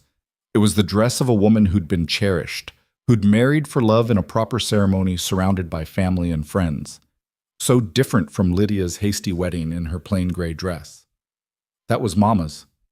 Lydia turned to find Samuel standing in the doorway, his expression unreadable. I'm sorry. I should have asked before. It's okay. He came closer, reaching out to touch the silk. She looked beautiful in it. Papa says she looked like an angel. I'm sure she did. Do you wish you'd had a dress like this for your wedding? Lydia considered the question honestly. Maybe once I would have, but our wedding was perfect for what it was, honest and simple. Samuel sat down beside her, running his fingers over the lace. I miss her, even though it's been 2 years. Even though I like having you here. You can miss her and like me at the same time, sweetheart. Those feelings don't cancel each other out. That's what Papa says, too. Samuel looked up at her, his young face serious. Do you think she'd be mad that Papa married you? No. I think she'd be grateful someone was taking care of all of you. Emma thinks Mama sent you to us, like you were an answer to prayers or something. Lydia felt her throat tighten. What do you think? I think maybe Emma's right. He paused, struggling with something internal. Can I tell you a secret? Always. Sometimes I forget what Mama's voice sounded like, and that scares me more than anything. His eyes filled with tears. What if I forget everything about her? Lydia set down the wedding dress and pulled Samuel into her arms. You won't forget, not the important things. Those are written on your heart, not just in your memory. And whenever you need to remember, you can ask your Papa or Emma or even me. We'll help you keep her alive in stories and memories. You didn't know her. No, but I know she raised a kind, brave boy who loves fiercely and feels deeply. That tells me everything I need to know about what kind of woman she was. Samuel cried quietly against her shoulder, releasing grief he'd probably been holding back for months. Lydia held him and let him take whatever comfort he needed, silently promising Catherine that she'd guard this boy's heart as carefully as if he were her own. When the tears finally subsided, Samuel pulled back and wiped his eyes. Can we keep Mama's dress somewhere safe so Emma can have it someday if she wants? Of course we can. We'll put it back in the trunk, and when Emma's old enough to marry, she can decide what she wants to do with it. What about you? Don't you want it? I have my own dress. Plain as it is, it's mine, and that's enough. Samuel helped her refold the silk carefully and return it to the trunk. As they were closing the lid, Emma appeared with a handful of wildflowers. I picked these for the table, she announced. Papa says Mama used to keep fresh flowers in the house all summer. Then we should definitely continue the tradition, Lydia said. Let's find a jar for them. In the kitchen, while Emma arranged the flowers with solemn concentration, Samuel said suddenly, Lydia, can I call you Mama, if I want to? The question hit Lydia like a thunderbolt. She looked at this boy who'd fought so hard against accepting her, who'd finally found his way to trust, who was now offering her the greatest gift a child could give. You can call me whatever feels right to you, she managed. Lydia is fine, Mama is fine, or something in between if you prefer. What's in between? Some children call their mothers Ma, or Mother, whatever feels natural. Samuel considered this seriously. I think Mama for special times. When I'm scared or hurt or really happy, and Lydia the rest of the time. Is that all right? That's more than all right. Emma looked up from her flowers. I want to call you Mama too. All the time, not just special times. Then that's what you'll call me.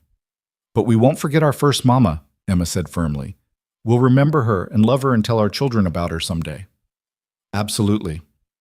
Daniel found them like that half an hour later, gathered around the kitchen table with wildflowers between them, talking about Catherine's love of music and her terrible singing voice and the way she danced in the kitchen while making bread. The children's faces were bright with memory, and Lydia listened carefully, building a picture of the woman whose absence had made room for her presence. Daniel stood in the doorway for a long moment, just watching. When Lydia looked up and met his eyes, she saw them shining with unshed tears. That night, after the children were asleep, Daniel pulled Lydia onto the porch and into his arms. What you did today, he said roughly, letting them remember her, encouraging it instead of feeling threatened. Not many women would do that. She was their mother. Nothing I do will change that. But you're their mother now, too. In a different way, but just as real. He pulled back to look at her. They asked to call you Mama. Samuel wants to use both names depending on the situation. Emma wants to use Mama all the time. And you're all right with that? I'm honored by it. Daniel kissed her forehead, her cheeks, finally her mouth. I love you, Lydia Cross. I didn't plan to. Didn't think I could. But I do. The words stole her breath. Daniel, you don't have to say it back. I just needed you to know. You walked into my life when I'd given up on happiness, and you gave me back everything I thought I'd lost. Hope, joy, a reason to wake up in the morning beyond simple duty. His voice cracked. You're a miracle I didn't deserve. Yes, you did, Lydia said fiercely. You deserved someone who'd stand beside you, someone who'd love your children, someone who'd see you for the good man you are. She cupped his face in both hands. And I do love you. I think I started loving you the moment you knelt in that dusty street and asked me to help raise your children. No one had ever offered me something so honest before. They came together then, kissing with the desperate tenderness of two people who'd found each other against impossible odds. And when Daniel lifted her into his arms and carried her inside, Lydia went willingly, joyfully, knowing she was exactly where she belonged. The weeks that followed were the happiest Lydia had ever known. The wheat ripened and Daniel hired extra hands for the harvest. Lydia cooked for the workers, massive meals that disappeared in minutes, and learned the satisfaction of feeding hungry men honest food made with her own hands. Emma helped constantly, absorbing Lydia's lessons in cooking and sewing and household management with eager attention. Samuel worked alongside his father in the fields, growing tanned and strong, his confidence blooming under Daniel's patient instruction. In the evenings, they'd gather on the porch, exhausted and content, watching the sun paint the prairie in shades of copper and gold. Sometimes Daniel would tell stories of his own childhood. Sometimes the twins would share memories of Catherine that didn't hurt quite so much anymore. Sometimes they'd sit in comfortable silence, simply existing together. One evening in late August, as they sat watching stars emerge in the deepening sky, Emma said thoughtfully, "We should write a letter." "To whom?" Lydia asked. "To other mail-order brides. The ones who are scared and alone and don't know if they should take the risk." Samuel perked up. "That's actually a good idea." "It is," Daniel agreed. "What would you say in this letter?" Emma looked at Lydia. "You should write it. You're the one who knows what it's like." Lydia considered this.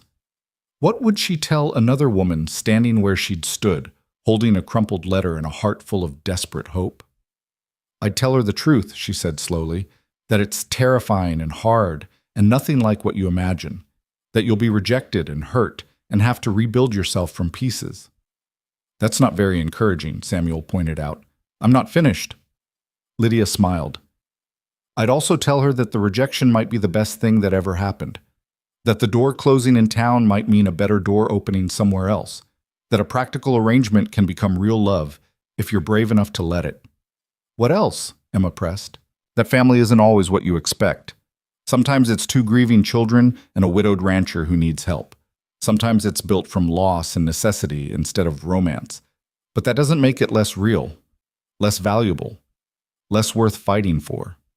Daniel reached over and took her hand, threading his fingers through hers. "I'd tell her that home isn't a place you find," Lydia continued softly. "It's something you build, one day at a time, one act of courage at a time. One moment of choosing to stay when leaving would be easier. And that sometimes," Emma added, "the people who reject you are just making room for the people who are supposed to love you all along." "Exactly right, sweetheart." They sat together as darkness claimed the prairie, four people who'd found each other through heartbreak and become something stronger than any of them could have been alone. The next morning, Lydia sat at the kitchen table with pen and paper while the twins suggested additions and Daniel watched from the doorway. She wrote carefully, choosing words that were honest but hopeful, practical but warm. When she finished, she read it aloud.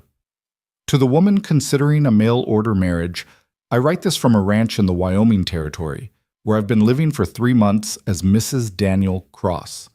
I came here after being rejected by 3 different men in a single afternoon. I came here desperate, humiliated, with $3 in my pocket and nowhere else to go. I came here believing I was accepting the last option available to a woman nobody wanted. I was wrong about almost everything. The man who married me wasn't my last option. He was my best option. The children who needed a mother weren't a burden. They were a gift. The life I thought would be mere survival has become the truest home I've ever known. This isn't a fairy tale. There are no glass slippers here, no magical transformations. There's work from dawn until dark. There's grief that doesn't disappear just because someone new arrives.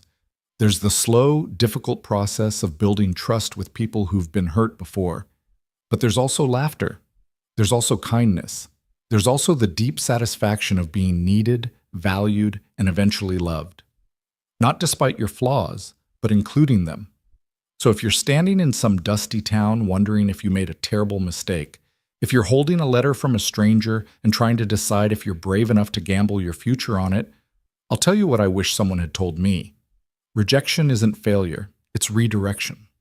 The door closing might be the best thing that ever happens to you, because somewhere out there is a family that needs exactly who you are, not who you pretend to be, not some idealized version of yourself, just you, with all your fears and flaws and fierce determination to survive.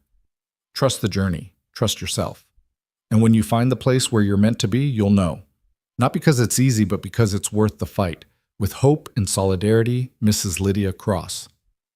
Emma was crying quietly. Samuel's eyes were bright. Daniel moved behind Lydia's chair and rested his hands on her shoulders, squeezing gently. "That's perfect," he said hoarsely. "That's exactly perfect." "Should we really send it?" Lydia asked. "To the matrimonial paper?" "We should," Emma said firmly. "Some woman out there needs to read this, needs to know it's possible."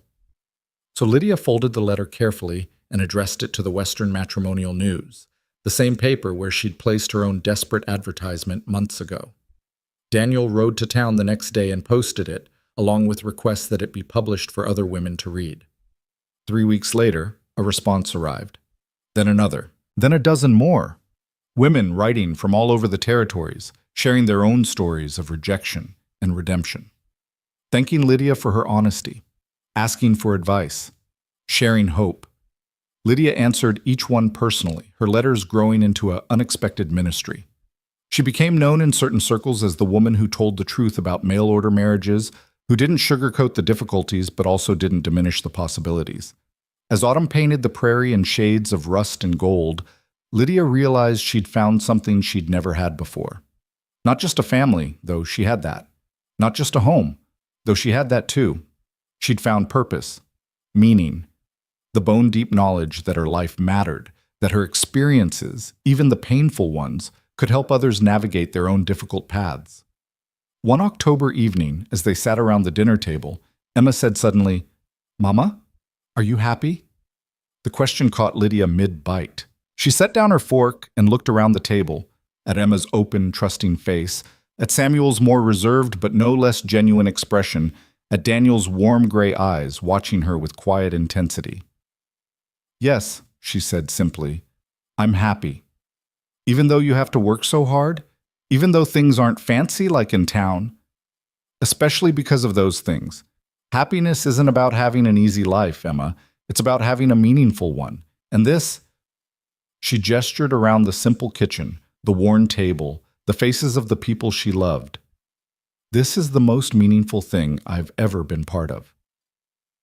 "We're lucky to have you," Samuel said, his voice still slightly awkward with affection, but sincere nonetheless. "I'm the lucky one." Daniel reached across the table and took her hand. "We're all lucky. We found each other when we needed each other most. That's not luck, that's grace." Later that night, lying in Daniel's arms with moonlight streaming through the window, Lydia thought about the journey that had brought her here, the desperate decision to become a mail-order bride, the long, uncomfortable stagecoach ride filled with hope and fear, the crushing rejection from Patterson, then Thornton, then the silence from Walsh, the humiliation of standing alone in that dusty street while the town whispered about her failure. If someone had told her then that those rejections were the best thing that could have happened, she would have laughed bitterly. But it was true. Every door that closed had led her here, to Daniel, to Emma and Samuel, to a life that wasn't what she'd planned, but was better than anything she could have imagined.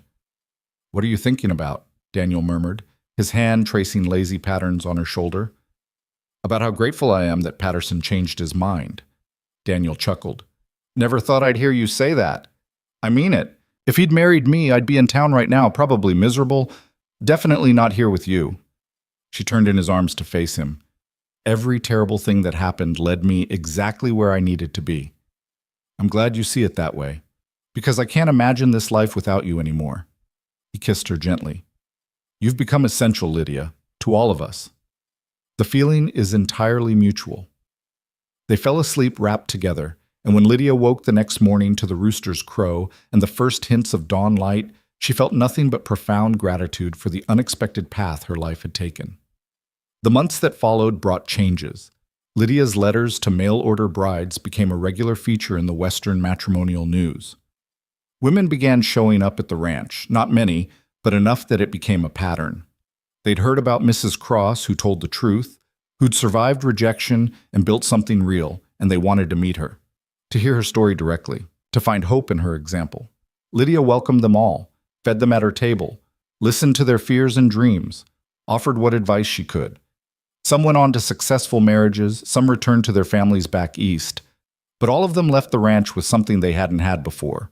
The knowledge that they weren't alone, that failure wasn't final, that there were different paths to happiness than the ones they'd been taught to expect. Emma and Samuel thrived. Emma grew into a confident, capable girl who helped Lydia with the increasing stream of visitors. Samuel became his father's right hand on the ranch, tall and strong and proud of the work he did. And Daniel became the man he'd been before grief hollowed him out.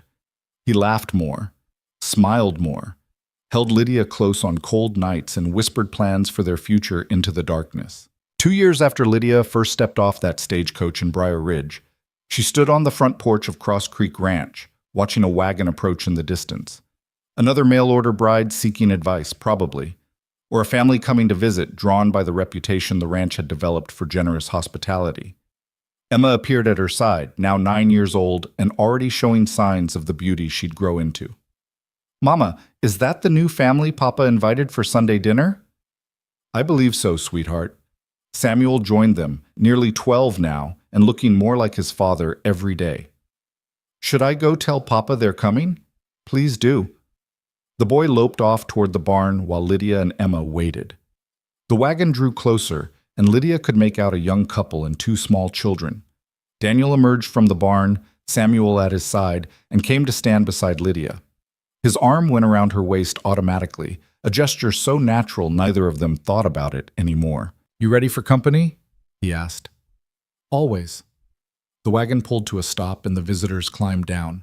A nervous-looking woman in her early 20s, a kind-faced man about Daniel's age, and twin boys who couldn't have been more than 3. Mr. and Mrs. Cross, the woman said hesitantly. I'm Elizabeth Miller. This is my husband Thomas and our sons. I wrote to you last month? Of course. Elizabeth, welcome.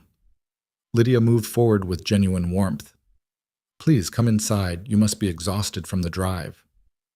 As she led the family into the house, settling them at the table with coffee and fresh-baked bread, Lydia caught Daniel's eye across the room. He smiled at her, that soft, private smile that was meant only for her, and she felt her heart overflow with love and gratitude. Elizabeth was telling her story, something about arriving in the territory with high hopes and facing unexpected challenges. Her husband had been honest about his circumstances, but the reality was harder than she'd anticipated. She was struggling to adjust, wondering if she'd made a mistake. Lydia listened with complete attention, offering the same honesty she'd put into those letters. Yes, it was hard. Yes, there would be days she questioned everything. But there would also be moments of unexpected joy, small victories, the gradual building of something real. I won't lie to you, Lydia said gently. This life breaks you down before it builds you up. But if you're willing to be broken, if you're willing to do the hard work of becoming something new, you'll find that you're stronger than you ever imagined. Elizabeth's eyes filled with tears. Everyone else tells me it will get easier. You're the first person who's been honest about how hard it stays. It does get easier in some ways, but mostly you just get stronger. Learn to carry the weight differently. Lydia reached across the table and took the younger woman's hand. The question isn't whether it's hard. The question is whether it's worth it. Is it? Worth it? Lydia looked around her kitchen, at Daniel helping the twins with their coffee, at Emma showing the little boys her collection of smooth creek stones, at Samuel carving something from wood at the far end of the table. At the home they'd built together from nothing but determination and hope. Yes, she said simply. It's worth it. Every difficult moment, every doubt, every time you want to give up but choose to stay instead, all of it is worth the life you build on the other side. Elizabeth left that afternoon with renewed determination. As Lydia watched the wagon disappear into the distance, Daniel came to stand beside her. You're good at this, he said, helping people see the truth without crushing their hope. I just tell them what I wish someone had told me. What's that? That rejection is just life making room for something better. That the hardest paths often lead to the most beautiful destinations. That you don't have to be perfect to be exactly what someone needs. She leaned into him. That love isn't always what you expect, but that doesn't make it less real. Daniel turned her to face him, his hands cupping her face with infinite tenderness. I love you, Lydia Cross. More than I thought possible. More than I have words to say. I love you too, you and Emma and Samuel, this whole beautiful, imperfect life we've built. He kissed her there in the golden afternoon light, and Lydia knew with absolute certainty that this was exactly where she was meant to be.